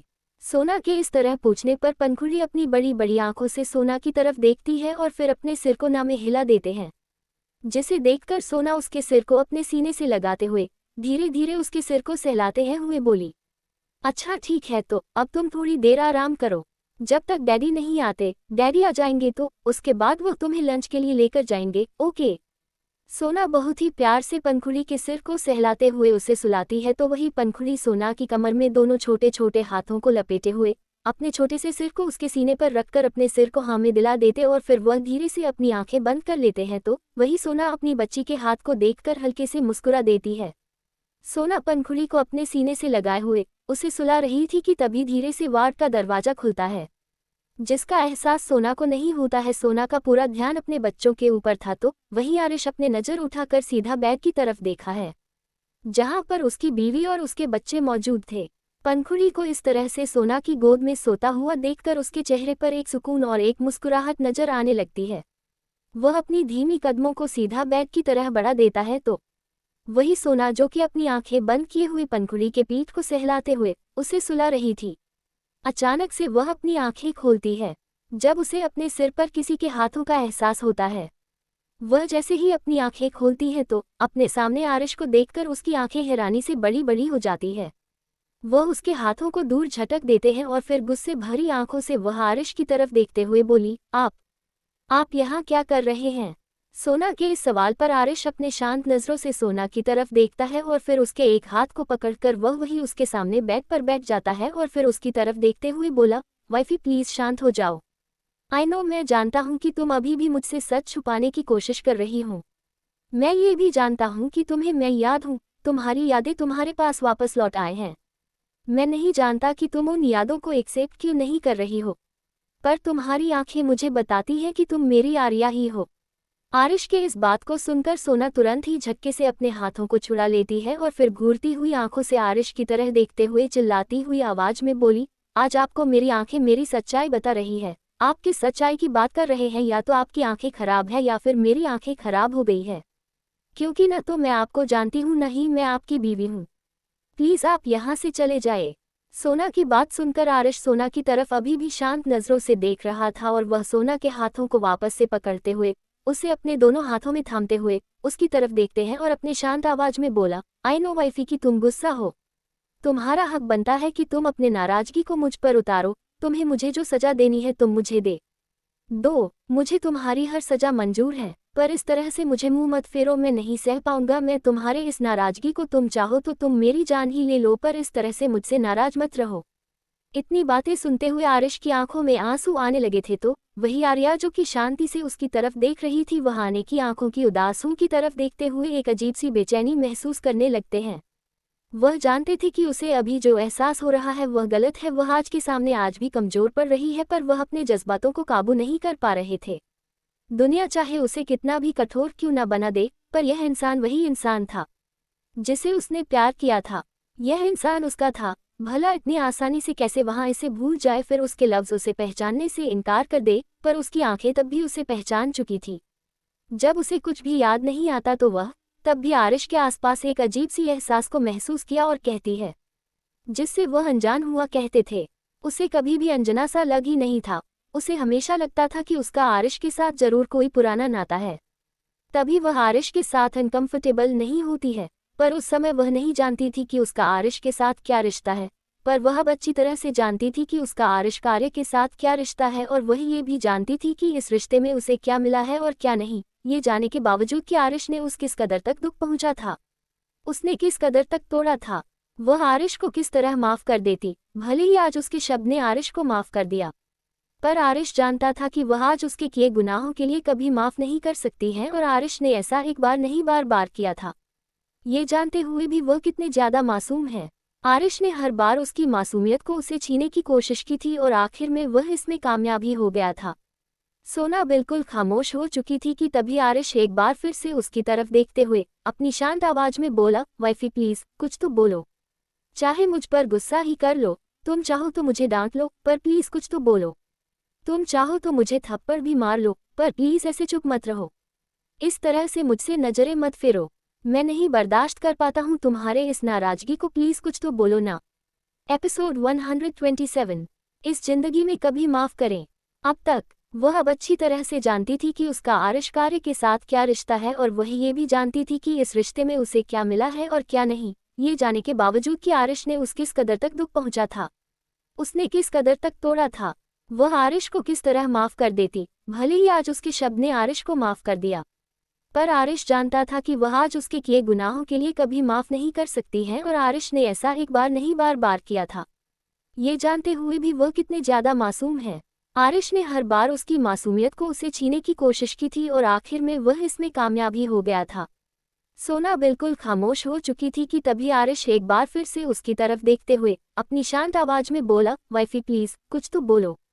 चाहे मुझ पर गुस्सा ही कर लो, तुम चाहो तो मुझे डांट लो, पर प्लीज कुछ तो बोलो। तुम चाहो तो मुझे थप्पड़ भी मार लो, पर प्लीज ऐसे चुप मत रहो। इस तरह से मुझसे नजरें मत फेरो। मैं नहीं बर्दाश्त कर पाता हूँ तुम्हारे इस नाराजगी को, प्लीज कुछ तो बोलो ना।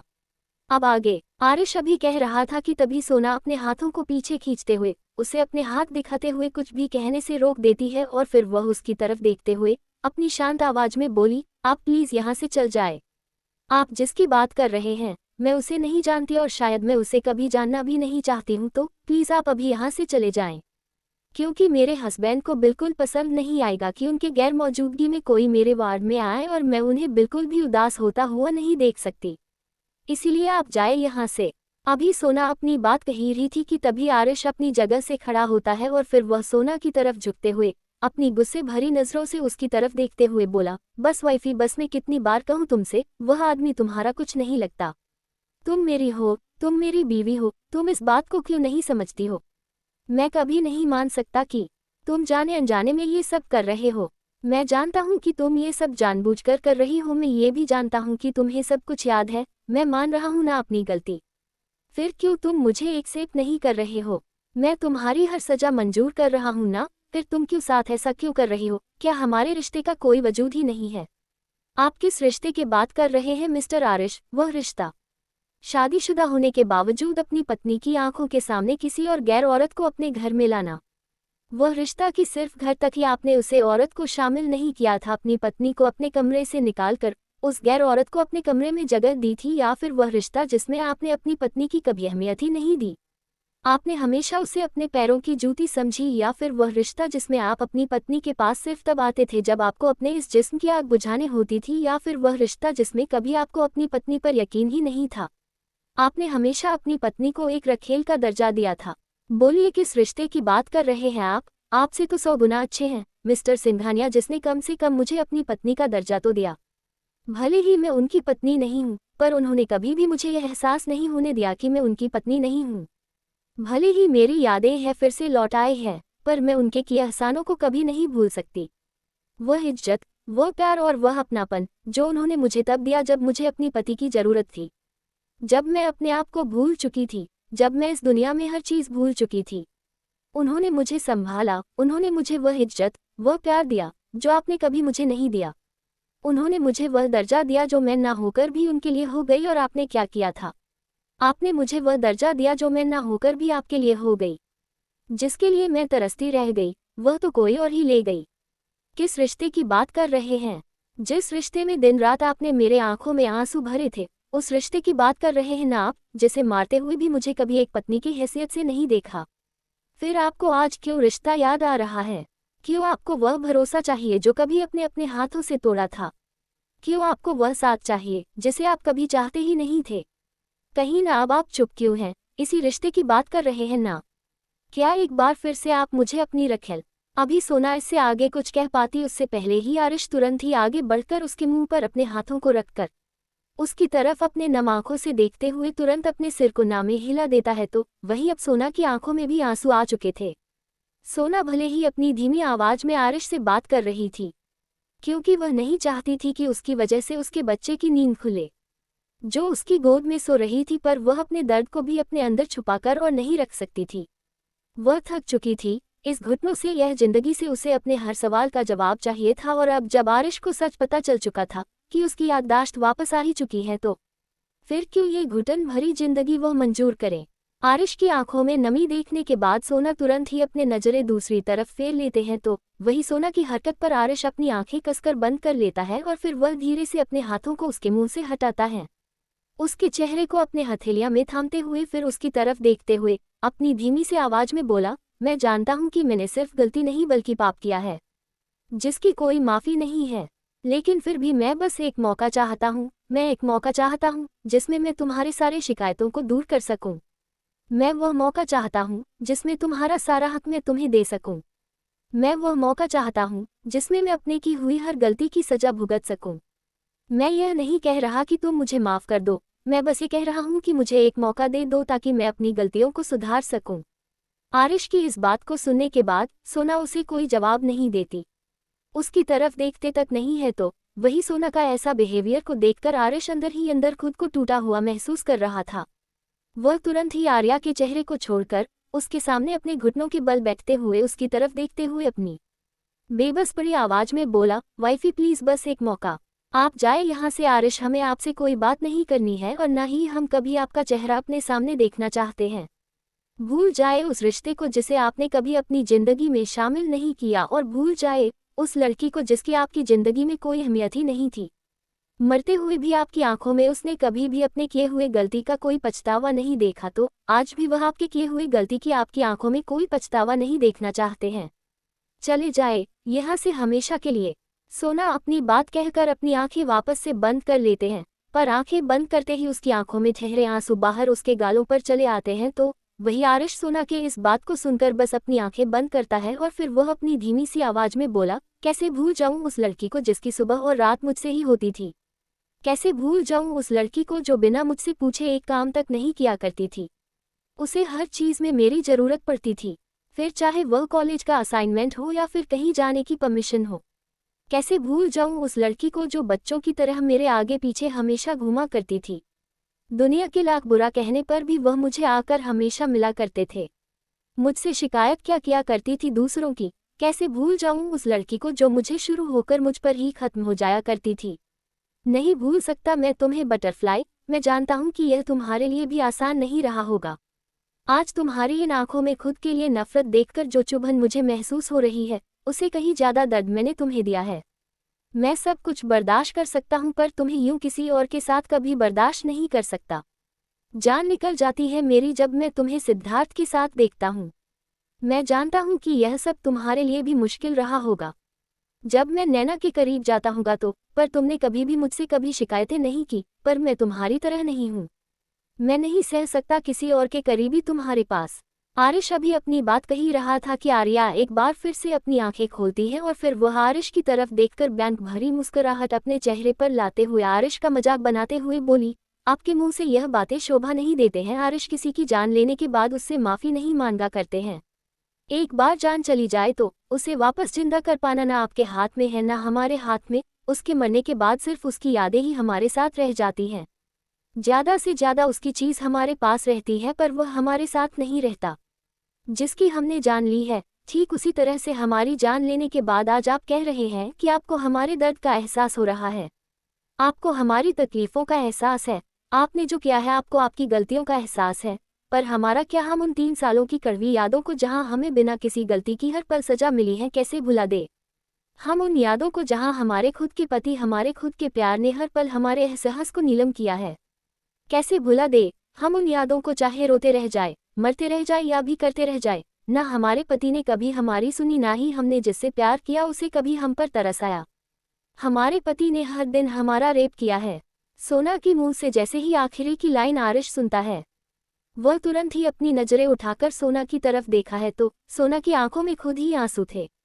वह अपने नम आंखों से आरिश की तरफ देखते हुए अपने चेहरे पर एक दर्द भरी मुस्कुराहट लाते हुए अपने सिर को नामे हिलाते हुए बोली, नहीं आरिश, इस तरह से हमें मत देखिए। ये जो आंसू आपकी आंखों में है इससे कहीं ज्यादा आंसू हमारी आंखों में तब होते थे जब हम अपने पति को अपने साथ जानवरों सा सलूक करता हुआ सहते थे। कहिए कि हम झूठ कह रहे हैं, आपने हमारे साथ वह सब नहीं किया है। कहिए कि आपने कभी भी हमारी बात मानी हो। आपने तब हमें नहीं छोड़ा था जब हम बीमार थे। आपने तब हमें मारता हुआ छोड़ दिया था जब हमें सबसे ज्यादा आपकी जरूरत थी। हर पल हम आपकी रहीसीपन की वजह से हॉस्पिटल जाया करते थे। बाहर आते ही आप फिर से हमारे साथ वही सब करते थे। आपको बिल्कुल हम पर तरस नहीं आया था। आपने हर दिन हमारे जख्मों में जहर छोड़ा था, पर कभी भी आपने ये पूछने तक की सहमत नहीं उठाई कि हम जिंदा हैं या मार रहे हैं, हमें क्या तकलीफ हो रहे हैं, और आज आप कहते हैं कि हमारे साथ आपको उनको देखकर बर्दाश्त नहीं होता है। तो हमारा क्या, क्यों आपने कभी हमारे बारे में नहीं सोचा? और आज भी आपसे व्हाट्सएप अपने बारे सोच रहे हैं। आप इतने ज़्यादा स्वार्थी कैसे हो सकते हैं आप? आरिश, हमने कभी भी नहीं सोचा था कि हम जिससे प्यार करेंगे वह इतना ज़्यादा स्वार्थी निकल जाएगा कि सिर्फ अपनी भूख मिटाने के लिए वह हमें नोच खाएगा। आपकी गलतियां काबुल करने से हमारे जख्म नहीं भर जाएंगे आरिश, और ना ही हम आपको इस जिंदगी में कभी माफ़ करेंगे। इसलिए बेहतर यही होगा कि आप यहाँ से चले जाएं, क्योंकि न तो आपके पास हमारे किसी सवालों का जवाब है और न ही हमें आपसे कोई जवाब चाहिए, क्योंकि हम उसे जिंदगी में वापस कभी नहीं लौटना चाहते हैं। हम उन पुरानी यादों को, उन पुराने जख्मों को फिर से ताज़ा नहीं करना चाहते हैं। आज तक यही समझते आए थे कि हम मर चुके हैं, आज भी यही समझ है कि हम मर चुके हैं और सिवाय हमारी यादों के अलावा आपके पास और कुछ भी नहीं बचा है। एपिसोड 128, जिंदगी भर की कोशिश। आपने हर दिन हमारे जख्मों में जहर छोड़ा था, पर कभी भी आपने ये पूछने तक की सहमत नहीं उठाई कि हम जिंदा हैं या मार रहे हैं, हमें क्या तकलीफ हो रहे हैं, और आज आप कहते हैं कि हमारे साथ आपको उनको देखकर बर्दाश्त नहीं होता है। तो हमारा क्या, क्यों आपने कभी हमारे बारे में नहीं सोचा? और आज भी आपसे व्हाट्सएप अपने बारे सोच रहे हैं। आप इतने ज़्यादा स्वार्थी कैसे हो सकते हैं आप? आरिश, हमने कभी भी नहीं सोचा था कि हम जिससे प्यार करेंगे वह इतना ज़्यादा स्वार्थी निकल जाएगा कि सिर्फ अपनी भूख मिटाने के लिए वह हमें नोच खाएगा। आपकी गलतियां काबुल करने से हमारे जख्म नहीं भर जाएंगे आरिश, और ना ही हम आपको इस जिंदगी में कभी माफ़ करेंगे। इसलिए बेहतर यही होगा कि आप यहाँ से चले जाएं, क्योंकि न तो आपके पास हमारे किसी सवालों का जवाब है और ना ही हमें आपसे कोई जवाब चाहिए, क्योंकि हम उसे जिंदगी में वापस कभी नहीं लौटना चाहते हैं। हम उन पुरानी यादों को, उन पुराने जख्मों को फिर से ताज़ा नहीं करना चाहते हैं। आज तक यही समझते आए थे कि हम मर चुके हैं, आज भी यही समझ है कि हम मर चुके हैं और सिवाय हमारी यादों के अलावा आपके पास और कुछ भी नहीं बचा है। अब आगे, सोना की बातें भले ही कड़वी थी पर सच थी। तो वही आरिश बेबस आंखों से बस उसकी तरफ देखे जा रहा था। आरिश इतना तो समझ गया था कि सोना को मनाना इतना आसान नहीं होने वाला है। जितने जख्म उसने सोना को दिए हैं उसे भर पाना इतना आसान नहीं है। वक्त वैसे हर जख्म को भर देता है, पर कभी कभी वक्त उन जख्मों को और भी ज़्यादा गहरा कर देता है, और वही यहाँ पर सोना और उसके बीच के हालातों के साथ हुआ था। जब तक उसे एहसास हुआ तब तक सोना उससे दूर जा चुकी थी, और जब तक उसे सोना मिलती तब तक सोना के जख्म और भी ज़्यादा गहरे हो चुके थे, क्योंकि सोना किसी और अपना बना चुकी थी। और भला ऐसे में वह कैसे खुद को साबित करे? तेरे बिन जीना है ऐसे, दिल धड़का ना हो जैसे, यह इश्क है क्या दुनिया को, हम समझाए कैसे? आरिश बिना कुछ कहे ही चुपचाप खामोशी से सोना की तरफ देख रहा था। तो वही सोना आरिश की तरफ नहीं देख रही थी, पर उसकी गोद में सोई हुई पंखुड़ी अब तक उठ चुकी थी। वह सोना की आवाज़ की वजह से ही उठी थी, जिसकी वजह से सोना उसे दोबारा सुलाने की कोशिश कर रही थी, पर पंखुड़ी की नज़रें आरिश पर जा चुकी थी, और आर्या को देखने के बाद पंखुड़ी सो जाए ऐसा हो ही नहीं सकता है। इसलिए वह तुरंत ही सोना की गोद से निकलने की कोशिश करने लगती है। तो वही सोना पंखुड़ी की इस हरकत को देखकर एक गहरी सांस लेती है, और फिर वह अपने आंसुओं को अपनी आंखों में ही रोकने की कोशिश करते हुए धीरे से पंखुड़ी को खुद के बाहों से आज़ाद कर देती है। पंखुड़ी जैसे ही सोना के गोद से उठती है, वह सीधा भागते हुए आरिश की तरफ बढ़ जाते हैं। तो बेड पर उसे इस तरह से भागता हुआ देखकर सोना बेहद ज़्यादा डर चुकी थी, पर आरिश तुरंत ही आगे बढ़कर पंखुड़ी को अपनी गोद में उठा लेता है, और उसे अपनी गोद में लेते ही वह उसे सीधा अपने सीने से लगा लेता है। वही पंखुड़ी भी अपने चेहरे पर एक प्यारी सी मुस्कुराहट लिए हुए आरिश की तरफ देख रही थी। उसके चेहरे पर बेहद प्यारी मुस्कुराहट है, और उस मुस्कुराहट की तरफ देखते हुए आरिश के दिल में एक अजीब सी चुभन महसूस हो रही थी। अब दिलों की राहों में हम कुछ ऐसा कर जाएं, एक दूजे से बिछड़े तो सांस लिए बिन मर जाएं। आरिश पंखुड़ी से अपनी नज़र हटाकर एक बार फिर से सोना की तरफ देखता है, जो कि नम आंखों से उन दोनों की ही तरफ देख रही थी। पर जैसे ही आरिश की नज़रें उसकी नज़रों से मिलती है, वह तुरंत ही अपनी नज़रें फेर लेती है, और उसके इस हरकत पर आरिश की आंखों से आंसू बहकर उसके गालों पर चले आते हैं। ओ खुदा, बता दे क्या लाकरीरों में लिखा, हमने तो बस इश्क है किया। पर अगले ही पल आरिश को अपने चेहरे पर पंखुड़ी के छोटे छोटे हाथ महसूस होते हैं। वह तुरंत पंखुड़ी की तरफ देखता है जो कि उसके गालों पर बह रहे आंसुओं को पोंछ रही थी और उसके चेहरे पर एक अजीब सी उदासी आरिश को नजर आ रही थी और पंखुड़ी को इस तरह से उदास देखकर आरिश खुद को ही टूटा हुआ महसूस कर रहा था। ना तो वह सोना को समझ पा रहा था और न ही वह अपने बच्चों की स्माइल को बरकरार रख पा रहा था। प्यार की इन राहों में मिलते हैं कितने दरिया, लाख तूफानों में भी दिल को मिल जाता है जरिया। आरिश अपने आंसुओं को साफ करते हुए गहरी सांस लेता है और फिर वो तुरंत साइड टेबल पर पड़े हुए इक्विपमेंट्स बॉक्स में से कुछ इक्विपमेंट को अपने हाथों में लेता है और फिर वह सीधा पंखुड़ी को लेकर सोफे के पास चला आता है। तो वही सोना जैसे ही आरिश को इक्विपमेंट को अपने हाथों में लेते हुए देखते हैं, वह एकदम से घबरा जाती है और वह तुरंत ही आरिश की तरफ देखते हुए अपनी तेज आवाज में बोली, आप क्या कर रहे हैं? अगर आपकी वजह से हमारी बच्ची को कुछ भी हुआ तो हम इसके लिए आपको कभी माफ नहीं करेंगे। आरिश अचानक से सोना के चीखने की वजह से आरिश अपनी नज़र उठाकर सोना की तरफ देखता है, जो कि डरी हुई नज़रों से उसकी तरफ ही देख रही थी। वह बेड से खड़ी नहीं हो पा रही थी क्योंकि उसके हाथों में सुई लगी हुई थी, पर अपनी बच्ची को एक खरोच भी वह नहीं लगने देना चाहती थी। अपने बच्चों के लिए सोना को इस तरह से तड़पता हुआ देखकर आरिश तुरंत ही अपने चेहरे को नामे हिलाते हुए बोला, रिलैक्स वाइफी, मैंने जो जख्म तुम्हें दिया है वह अपनी बच्ची को कभी नहीं दूंगा। भले ही मैं तुम्हारे लिए एक अच्छा पति न बन सका, पर मैं एक अच्छा पिता जरूर बनूंगा। इसलिए तुम फिक्र मत करो, मैं खुद मर जाऊंगा पर अपनी बच्ची पर एक आंच भी नहीं आने दूंगा। इतना कहकर आरिश अपनी नजरें फेर लेता है और वह पंखुड़ी की तरफ देखता है जो कि टुकुर टुकुर उसे ही देख रही थी। इस समय पंखुड़ी अपने दोनों पैरों को आरिश की कमर के इधर उधर किए हुए बैठे हुई थी। उसका चेहरा इस समय आरिश के सीने के पास था, तो वही आरिश अपने बच्ची की मासूम सी आंखों की तरफ देखते हुए हल्की से मुस्कुरा देता है। तो वही सोना आरिश की बात सुनकर एकदम से हैरानी भरी नजरों से उसकी तरफ देखने लगती है। अगर आरिश पंखुड़ी को कोई नुकसान नहीं पहुंचाना चाहता है तो वह अपने हाथों में सीजा और नाइफ लेकर क्यों गया था? पर सोना अब दोबारा आरिश को नहीं रोकती है और वह खामोशी से बस आरिश इसकी तरफ देखती रहती है। तो वही आरिश सीजे को साइड में रखकर उस नाइफ को कसकर अपनी मुट्ठियों में पकड़ता है, जिसकी वजह से वह नाइफ सीधा उसके हाथों में दसते चला जाता है। तो वही आरिश के ऐसे पागलपन को देखते हुए सोना सदमे में चली गई थी। वह कभी सोच भी नहीं सकती थी कि आरिश खुद को कभी इस तरह से भी नुकसान पहुंचा सकता है।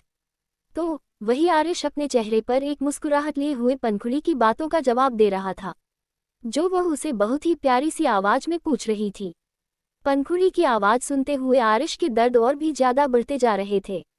ये वही बच्ची थी जिसके जन्म के समय आरिश सोना के पास मौजूद नहीं थी।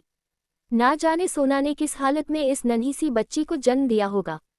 इस नन्ही सी बच्ची की आंखों की मासूमियत, उसके वह चेहरे के फेसियल फीचर्स सब कुछ सोना से मिलते जुलते थे। पता नहीं क्यों पर पहले आरिश ने कभी इस बात पर ध्यान नहीं दिया था। उसे हमेशा से यही लगता आ रहा था कि सोना सिर्फ बच्चों की वजह से सिद्धार्थ के साथ है, पर यहाँ तो सच कुछ और ही निकला, बच्चे भी उसके थे। सिर्फ सोना अकेले ही नहीं बल्कि उसके बच्चे भी सिद्धार्थ के साथ ही थे। सोना की नजरें आरिश के उसे हाथ पर टिकी हुई थी, जिस आरिश ने उसे नाइफ से अपने हाथों में पकड़ रखा था। अब आरिश के हाथों से खून बहकर फर्श पर गिरने लगा था, पर आरिश को तो जैसे कोई फर्क ही नहीं पड़ रहा। वह आंखों में हजारों जज्बात लिए अपने चेहरे पर उभर रहे हर एक दर्द को छुपाते हुए वह अभी अपनी बच्ची से मुस्कुराते हुए बातें किए जा रहा था, जैसे मानो उसे कोई फर्क ही ना पड़ रहा हो। पर आरिश के खून की तरफ देखते हुए सोना को बहुत फर्क पड़ रहा था। आरिश के खून के हर एक बूंद उसे अंदर ही अंदर तोड़ते जा रही थी। जब सोना से और बर्दाश्त नहीं होता है तो वह तुरंत ही अपने हाथों से भी आय खींचकर बाहर निकाल देती है और अचानक से खींचने की वजह से सोना के भी हाथों से खून बहने लगता है, पर वह इस बात पर जरा भी ध्यान नहीं देती और वह सीधा बेड से नीचे आती है। बेड से नीचे कदम रखते ही सोना की आंखों के आगे अंधेरा छाने लगता है, पर बिना इस बात पर ध्यान दिए हुए वह सीधा खाली पैर ही आरिश की तरफ अपने कदम बढ़ा देती है। भले ही इस समय सब कुछ धुंधला उसे नजर आ रहा था, पर फिर भी वह अपने कदम आरिश की तरफ बढ़ाई जा रही थी। सोना जैसे ही आरिश के पास पहुंचती है, वह तुरंत ही अपने हाथों को आरिश के कंधे पर रखकर अपनी आंखें कसकर बंद करती है। तो वही सोना को अपने सामने खड़ा देखकर आरिश तुरंत ही अपने हाथों में पड़ी नाइफ को फेंककर सोना के हाथों को थामता है। अगले ही पल उसे पलटकर अपने बगल में बिठा लेता है और फिर सोना की तरफ देखते हुए अपने गुस्से भरी आवाज में बोला, तुम यहाँ क्या कर रही हो और यह क्या बेवकूफ़ी है?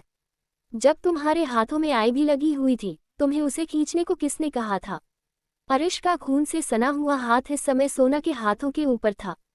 जैसे जैसे खून निकल रहा था तो वही सोना आरिश के इस बात को सुनकर तुरंत ही अपने हाथों को पीछे खींचती है और अपनी बाहरी खून की तरफ देखते हुए वह गुस्से भरी आवाज में आरिश की तरफ देखकर चीखते हुए बोली, पागल मैं नहीं, पागल आप हो और आपने मुझे पागल बनाने की पूरी कोशिश कर दी है। इतना कहते ही अगले पल सोना एक थप्पड़ आरिश के चेहरे पर जड़ देते हैं। वही सोना के हाथों से थप्पड़ खाते ही आरिश चेहरा दूसरी तरफ पलट लेता है और पंखुड़ी जैसे ही इस नज़ारे को देखते हैं वह डर के मारे आरिश के सीने से चिपक जाती है और अपनी बड़ी बड़ी टुकुर टुकुर आंखों से वह अपनी माँ की तरफ देखने लगती है, जो कि पूरी तरह से गुस्से से बौखलाई हुई थी। वही सोना अभी भी गुस्से भरी नज़रों से आरिश को ही देखे जा रही थी।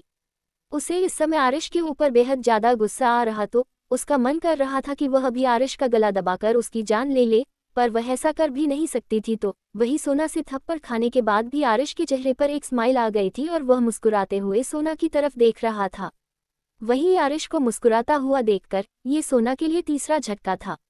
वह आरिश के ऊपर और भी ज्यादा गुस्सा हो जाते हैं तो वही आरिश अपने हाथों को आगे बढ़ता है और फिर सोना के हाथों को पकड़कर वह सोना के पूरे हाथों को अपने खून से रंग देता है और फिर पंखुड़ी की तरफ देखते हुए धीरे से उसके माथे पर किस करते हुए बोला, इसी खून को तुम मुझे छिपाने की कोशिश कर रही थी ना वाइफी, तुम भूल रही हो ये खून मेरा ही है।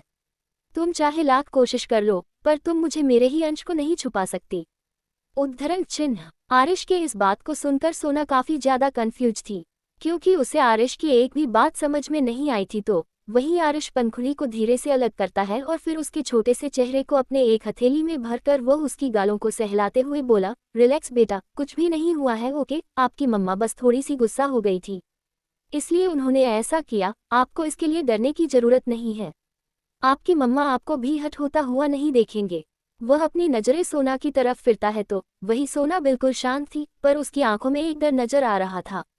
आरिश अब पंखुड़ी को अपनी गोद से दूर करता है और उसे सोना के गोद में देते हुए वह अपनी जगह से खड़ा होता है और फिर सोना के उसे हाथ की तरफ इशारा करता है जहां अभी अभी उसने अपने खून से उसके हाथों को रंग था। वह हल्के से मुस्कुराता है और फिर आगे बढ़कर सोना के गालों पर अपने हाथों को रखता है और धीरे से अपनी उंगलियों से उसके गालों को सहलाते हुए बुलाकर, यकीन ना हो तो तुम चेक करवा लेना और यह मत सोचना कि मैं हमेशा के लिए तुम्हें छोड़कर जा रहा हूँ। हम फिर मिलेंगे और जब तक तुम मुझे माफ़ नहीं कर देती मैं तब तक कोशिश करूँगा, फिर चाहे ये कोशिश मुझे जिंदगी भर क्यों न करनी पड़े, पर जब तक जिंदा रहूँगा तब तक करूँगा। इतना कहकर आरिश आगे बढ़कर सोना के माथे पर किस कर लेता है तो वही सोना अपनी आंखें कसकर बंद कर लेते हैं। एपिसोड 129। मिस्टर आर्यन आए थे, अब तक उन्होंने ऐसा किया, आपको इसके लिए डरने की जरूरत नहीं है। आपकी मम्मा आपको भी हट होता हुआ नहीं देखेंगे। वह अपनी नजरें सोना की तरफ फिरता है तो वही सोना बिल्कुल शांत थी, पर उसकी आंखों में एक डर नजर आ रहा था। आरिश अब पंखुड़ी को अपनी गोद से दूर करता है और उसे सोना के गोद में देते हुए वह अपनी जगह से खड़ा होता है और फिर सोना के उसे हाथ की तरफ इशारा करता है जहां अभी अभी उसने अपने खून से उसके हाथों को रंग था। वह हल्के से मुस्कुराता है और फिर आगे बढ़कर सोना के गालों पर अपने हाथों को रखता है और धीरे से अपनी उंगलियों से उसके गालों को सहलाते हुए बुलाकर, यकीन ना हो तो तुम चेक करवा लेना और यह मत सोचना कि मैं हमेशा के लिए तुम्हें छोड़कर जा रहा हूँ। हम फिर मिलेंगे और जब तक तुम मुझे माफ़ नहीं कर देती मैं तब तक कोशिश करूँगा, फिर चाहे ये कोशिश मुझे जिंदगी भर क्यों न करनी पड़े, पर जब तक जिंदा रहूँगा तब तक करूँगा। इतना कहकर आरिश आगे बढ़कर सोना के माथे पर किस कर लेता है तो वही सोना अपनी आंखें कसकर बंद कर लेते हैं। अब आगे सोना तब तक अपनी आंखें नहीं खुलती है जब तक वार्ड का दरवाजा खुलने और बंद होने की आवाज़ उसके कानों में नहीं पड़ जाती। एक बार दरवाजा बंद होने की आवाज़ सुनकर सोना अपनी आंखें खोलती है। उसकी आंखों में आंसू भरे हुए थे और अगले ही पल वह पंखुड़ी को अपने सीने से लगाते हुए जोर जोर से रो पड़ती है। वह खुद को बिखरा हुआ महसूस कर रही थी। जिस इंसान को कल तक उसकी कदर नहीं थी आज वह इंसान उसे मनाने के लिए अपनी जान तक देने को तैयार था। क्या समझे वह इस हरकत को, उसे कुछ समझ नहीं आ रहा था। वह क्या करे और क्या नहीं, हर तरफ से उसकी जिंदगी उलझते ही जा रही थी। एक तरफ सिद्धार्थ जिसने उसे कभी भी अकेला महसूस नहीं होने दिया, जिसने उसे कभी भी महसूस नहीं होने दिया कि वह उसकी बीवी नहीं है, तो वहीं दूसरी तरफ उसका वह पति जिसके साथ उसने साथ के लिए साथ जीने मरने की कस्में खाई थी, पर उसने कभी भी उसका साथ नहीं दिया। आज वह उसका साथ मांगने आया था। किस रिश्ते को अपने किस रिश्ते को ठुकरा दे कुछ समझ नहीं आ रहा था उसे, और आरिश की आंखों की वह सच्चाई और आरिश की कह गए शब्द जिसे साफ साफ जाहिर हो रहा था कि आरिश को सारी सच्चाई मालूम चल चुकी है और अब चाहे सोना उसे लाख छुपाने की कोशिश करे वह उसे छिपा नहीं सकती है। शाम का समय, सिद्धार्थ और आदिश दोनों ही सोना के वार्ड में इंटर करते हैं। इस समय दोनों के ही चेहरे पर थकान साफ साफ नजर आ रही थी। आदिश भले ही स्कूल गया था, पर स्कूल से आने के बाद सिद्धार्थ के साथ ही था, तो वही सिद्धार्थ अपने कामों में बिजी था और आदिश अपने कामों में। वह दोनों जैसे ही वार्ड के अंदर अपने कदम रखते हैं, उन दोनों की ही नजरें बेड पर सो रहे सोना और पनखुली पर जाती है, जो दोनों ही एक दूसरे से लिपटे हुए आराम से सो रही थी। उन दोनों को सोता हुआ देखकर सिद्धार्थ गहरी सांस लेता है और उसके चेहरे पर एक मुस्कान नजर आती है, तो वहीं आदिश भी अपने शांत नजरों से अपनी माँ और अपनी बहन की तरफ देखा है और फिर वह जाकर सोफे पर बैठ जाता है। पर तभी उसकी नजरें सोफे के पास नीचे फर्श पर गिरे खून की कुछ बूंदे पर चली जाती हैं और नीचे फर्श पर खून गिरे हुए देखकर आदिश तुरंत ही सोफा से उतरकर फर्श पर बैठता है और वह धीरे से अपने हाथों को फर्श पर गिरे खून की बूंदों को टच करके देखता है। आदिश के छूते ही खून उसके हाथों में लग जाता है और जैसे ही आदिश को इसका एहसास होता है, वह तुरंत ही भागते हुए सीधा बेड के पास आता है और फिर वह सोना की तरफ देखने लगता है, तो वही सोना के हाथों से भी आई खुली हुई थी और जिस जगह पर वह इंजेक्ट की हुई थी उस जगह पर खून सूख चुका था, तो वही सोना का दूसरा हाथ पूरी तरह से खून से सना हुआ था, जो कि उसके हाथों में भी सूख गया था। सोना के हाथों की तरफ देखते हुए आदिश की आंखें एकदम से बड़ी हो जाती है और वह तुरंत सिद्धार्थ की तरफ देखते हुए बोला, डैडी डॉक्टर को बुलाई। इतना कहने के बाद वह सोना के सिर पर अपने छोटे छोटे हाथों को फेरते हुए उसे देखता है। वह सोना को नींद से जगाने लगता है, तो वहीं सिद्धार्थ जैसे ही आदिश की हरकत को देखता है, तुरंत ही उसके हाथों को थामते हुए उसे सोना को उठाने से रोकते हुए बोला, बेटा ये क्या कर रहे हो, मम्मा अभी आराम कर रही है ना, उन्हें सोने दो। आपको अगर कुछ काम है तो आप थोड़ी देर इंतजार कर लो, मम्मा उठ जाएगी तो फिर आप आराम से बातें कर लेना। सिद्धार्थ अभी कह ही रहा था कि आरिश बिना सिद्धार्थ के बात सुने हुए एक बार फिर से वह सोना को नींद से जागने की कोशिश करने लगता है, तो वहीं सिद्धार्थ जब देखा है कि आदिश रुक नहीं रहा है, तो वह भी थोड़ा परेशान होते हुए आदिश की तरफ देखते हुए बोला, बेटा बात क्या है, तुम क्यों उठा रहे हो अपनी माँ को नींद से। पर सिद्धार्थ के सवालों का जवाब देने की जगह आदिश उसकी तरफ देखते हुए अपनी तेज आवाज में बोला, डैडी डॉक्टर को बुलाओ, इस समय मम्मा को डॉक्टर की जरूरत है ना कि नींद की। आदिश को इतना ज्यादा पैनिक होता हुआ देखकर अब सिद्धार्थ बिना किसी सवाल जवाब के तुरंत ही वह अपना फोन निकलता है और फिर डॉक्टर को कॉल लगा देता है। अगले ही पल डॉक्टर वहां मौजूद थे, जिसके बाद आदिश तुरंत ही सोना के हाथों की तरफ इशारा करते कहते हुए बोला, चेक कीजिए मम्मा को, इतना ज्यादा ब्लड उनके हाथों में कैसे लगा है। आदिश की बात सुनकर अब सिद्धार्थ भी सोना की तरफ देखता है, जो कि आते ही चेयर पर बैठकर अपना काम करने लगा था। उसने सोना को बस सोता हुआ देखकर उसे न डिस्टर्ब करने की सोचकर उसके बगल में बैठ गया था। उसने इन सब चीजों पर तो बिल्कुल भी ध्यान नहीं दिया था, पर अब जब आदिश कह रहा था तब जाकर सिद्धार्थ सोना के हाथों की तरफ देखा है, तो सच में सोना के पूरे हाथों पर ब्लड लगा हुआ था और ये देखते हैं सिद्धार्थ भी काफी ज्यादा घबरा जाता है। कुछ दिन पहले ही सोना को ब्लड चढ़ाया गया था, ऐसे में इतना ज्यादा ब्लड फिर से लॉस होना सोना के लिए खतरा हो सकता था। वही डॉक्टर भी सोना की ऐसी कंडीशन देखकर हैरान रह जाते हैं। इधर अपने वार्ड में इतनी ज्यादा हलचल होने की वजह से सोना की नींद खुल जाती है। सोना जैसे ही अपनी आंखें खोलता है, उसे सामने ही सिद्धार्थ और आदिश दिखाई देते हैं। उन दोनों को परेशानी से अपनी ओर देखता हुआ देखकर सोना तुरंत बेड से उठने की कोशिश करती है, पर सिद्धार्थ तुरंत उसे रोक देता है। अब जाकर सोना की नज़र डॉक्टर की तरफ भी चली जाती है और इतने सारे डॉक्टर को अपने वार्ड में मौजूद देखकर सोना भी परेशान होते हुए सिद्धार्थ की तरफ देखते हुए सिद्धार्थ से सवाल करते हैं, सिद्धांत ये क्या है, सारे डॉक्टर यहाँ क्या कर रहे हैं। अभी सोना और सवाल कर पाती उससे पहले ही सिद्धार्थ उसे आंखें दिखाते हुए अपनी तेज आवाज में बोला, चुपचाप रहो वाइफी, मैं तुम्हें अकेला छोड़कर गया था। इसका मतलब यह नहीं है कि तुम खुद को नुकसान पहुंचा लो। आइंदा से अगर कभी तुमने ऐसा करने की सोची भी तो मैं खुद तुम्हारी जान ले लूंगा। क्यों तुम ऐसा काम करती हो? तुम जानती हो ना, तुम्हें हल्की सी भी खरोच आई तो मुझ पर क्या बीती है। फिर तुम क्यों हमेशा खुद को चोट पहुंचाती रहती हो? देखो अब अपनी क्या हालत बना रखी है तुमने। इतना कहकर सिद्धार्थ तुरंत ही उसके हाथों को पकड़कर उसके सामने कर देता है। वही सोना जैसे ही अपने हाथों को देखते हैं, वो तुरंत ही सिद्धार्थ की तरफ देखकर कुछ कहने को होती है, पर उसे पहले ही सिद्धार्थ उसे कुछ भी कहने से रोक देता है। तो वही डॉक्टर सोना के हाथों को धीरे धीरे क्लीन करना शुरू कर देते हैं। पर जब वह सोना के पूरे हाथों को साफ करते हैं तो सोना के हाथों पर कहीं गहरे जख्म दिखाई नहीं दिए, जिससे कि सोना के इतनी ज्यादा ब्लड लॉस हो सके। वह सभी दूसरे हाथों को भी क्लीन करते हैं, पर शिवाय आई 6 लगा हुआ था, उसके अलावा और कहीं भी कोई खरोच नजर नहीं आ रही थी। डॉक्टर तुरंत सिद्धार्थ की तरफ देखती है और फिर अपनी धीमी सी आवाज में बोले, मिस्टर सिंघानिया मिसेस सिंघानिया को कोई भी इंजरी नहीं हुई है जिससे इनका इतना ज़्यादा ब्लड लॉस हो सके। डॉक्टर की बात सुनकर सोना तुरंत अपने सर को हाँ में हिला देते हैं, पर सिद्धार्थ डॉक्टर की बात सुनकर उल्टा डॉक्टर के ऊपर ही बरसाते हुए बोला, अगर कोई इंजरी नहीं हुई है तो फिर इतने ब्लड आए कहाँ से। वहीं सिद्धार्थ के सवालों को सुनते हुए डॉक्टर भी कंफ्यूज थे। तभी सोना की तेज आवाज उन सभी के कानों में पड़ती है, ये खून मेरे नहीं है। सोने के इस बात को सुनकर डॉक्टर के साथ साथ सिद्धार्थ और आदिश भी सोना की तरफ देखने लगते हैं कि तभी सोना डॉक्टरों की तरफ देखते हुए बोली, प्लीज़ अब आप लोग जाए यहाँ से, मैं बिल्कुल ठीक हूँ और अगर मुझे कुछ दिक्कत होगी तो मैं खुद आपको बुला लूँगी।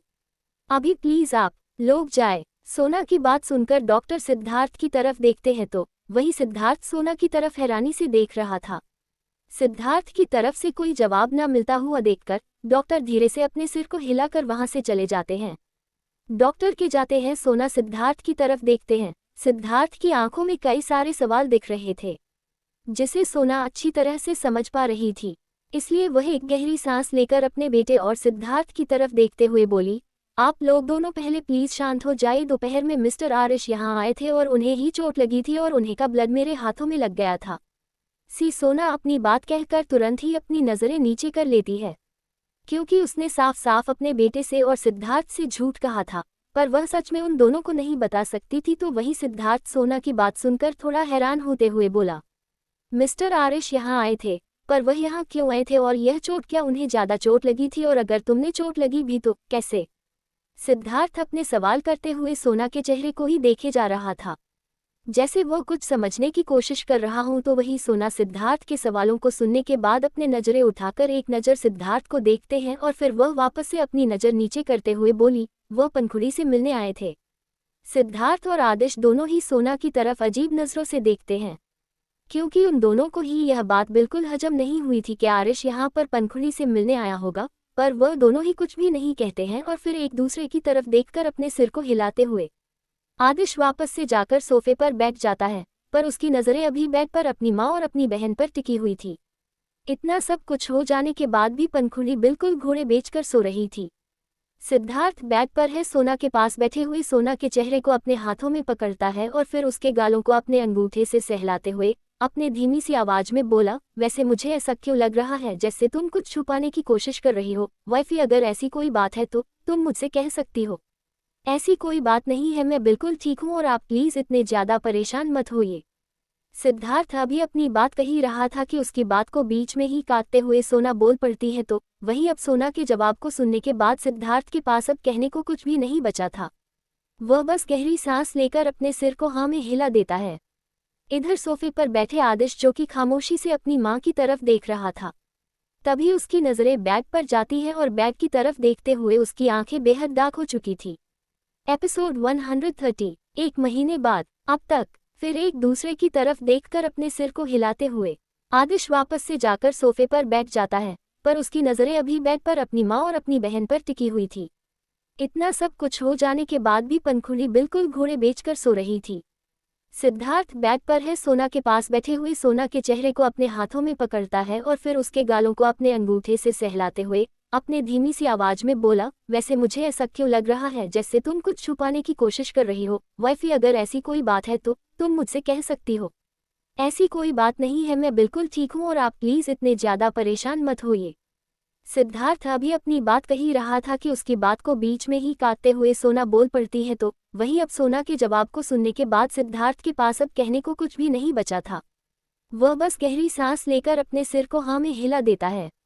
इधर सोफे पर बैठे आदिश, जो कि खामोशी से अपनी माँ की तरफ देख रहा था, तभी उसकी नज़रें बैग पर जाती है और बैग की तरफ देखते हुए उसकी आंखें बेहद डार्क हो चुकी थी। अब आगे। एक महीने बाद। सोना ब्रेकफास्ट टेबल पर बैठी हुई थी। उसके सामने उसका ब्रेकफास्ट रखा हुआ था, पर वह कहीं और ही खोए हुए थी।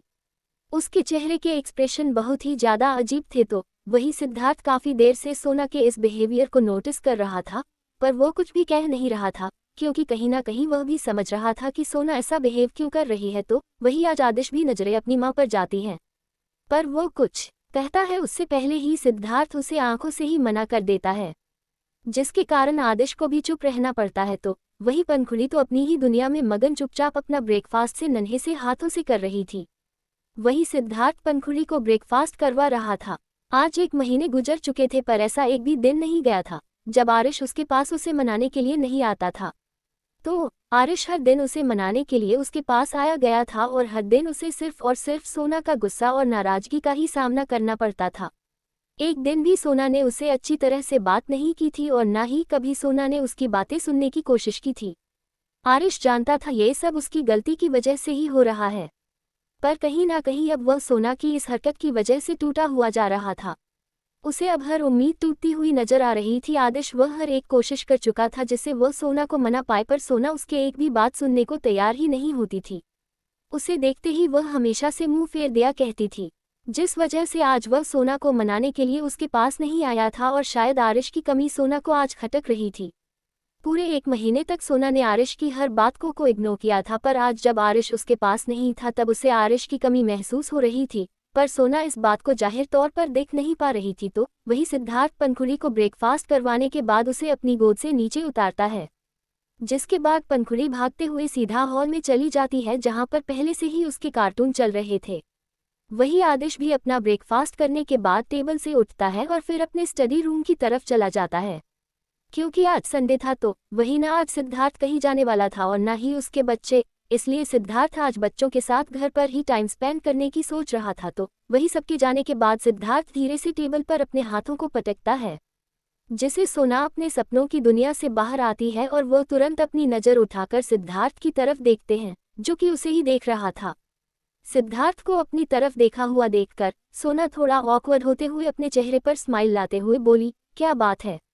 सोने के इस सवाल पर सिद्धार्थ उसी को देखते हुए बोला, वही तो मैं जानना चाह रहा हूँ कि क्या बात है, ऐसे क्या बात है जो तुम्हें इस कदर परेशान कर रही है कि तुम अब ब्रेकफास्ट टेबल पर बैठकर ब्रेकफास्ट करना छोड़कर तुम उससे बारे में सोच रही हो। अगर कोई बात है जो तुम्हें परेशान कर रही है तो तुम मुझसे शेयर करो, इस तरह से खुद ही इसे दिल में दबा रही हो। सिद्धार्थ की बात को सुनकर सोना कुछ देर तक खामोशी से सिद्धार्थ की तरफ देखते रहते हैं और फिर तुरंत अपने सर को नामे हिलाते हुए बोली, ऐसी कोई बात नहीं है सिद्धार्थ, मैं बस क्योंकि बच्चों के साथ टाइम स्पेंड करने से पहले वह अपना सारा काम खत्म कर लेने वाला था। तो वही सोना कमरे में आते ही अपने फ़ोन को बेड पर फेंकती है और फिर नाराज़गी से विंडो के पास खड़ी होकर खुद से ही मुंह बनाते हुए और बोली, जब मन हुआ मनाने चले आते हैं और जब मन हुआ इस तरह से अकेला करके चले जाते हैं। उनकी यही आदत मुझे सबसे ज़्यादा चोट पहुंचती है और आज भी वही यही कर रहे हैं। सोना की आंखों में धीरे धीरे बेचनी लगी हुई थी। वह चाहे सिद्धार्थ के सामने चाहे जितना भी मजबूत बना ले, पर उसका दिल जानता था कि वह आज भी आरिश के लिए फील करते हैं, भले ही कुछ पलों के लिए ही सही। आरिश उसकी यादों में नहीं था पर फिर भी वह आरिश को भूल नहीं पाई थी। फिर तो अभी जब उसे याद था, उसे वह याद था कि वह किस कदर उससे प्यार करती थी। तो पर वह कैसे उसे इतनी आसानी से बोल सकती थी? चाहे आरिश ने उसे 1000 दुख दिए हो, पर उससे पहले उसे हजारों खुशियों की वजह भी आरिश ने दी थी। वह कैसे उसे भूल जाए? भले ही आरिश की वजह से उसने अपना पहला बच्चा खो दिया था, पर आज उसके पास जो दोनों बच्चे थे वह भी आरिश की वजह से ही उसकी जिंदगी में थे। वह ये बात कैसे भूल जाए? भले ही आरिश ने लाख गलतियां की हो, पर उसने लाख अच्छाइयां भी की थी।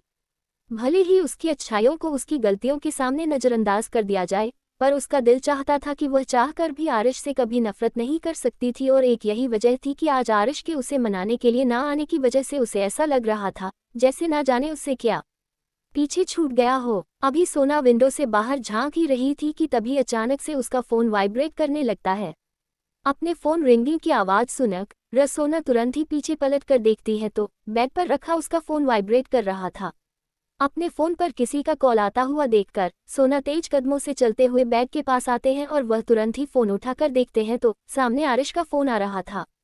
डिस्प्ले पर शो हो रहा है आरिश का नाम की तरफ देखते हुए उसके दिल की धड़कन में बढ़ चुकी थी।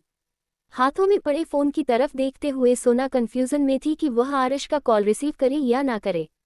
अभी सोना आरिश को कॉल रिसीव करने का सोच ही रही थी कि तभी कॉल डिस्कनेक्ट हो जाता है, जिसे देखकर सोना के आंखों में उदासी से उभरते हैं। पर अगले ही पल फ़ोन एक बार फिर से रिंग करना शुरू कर देता है। फिर से फ़ोन की रिंग सुनकर सोना की आंखें जैसे चमकते हुए तुरंत ही कॉल रिसीव कर लेती हैं। उसके कॉल रिसीव करते ही दूसरी तरफ से आरिश की आवाज़ उसके कानों में पड़ती है, वाइफी।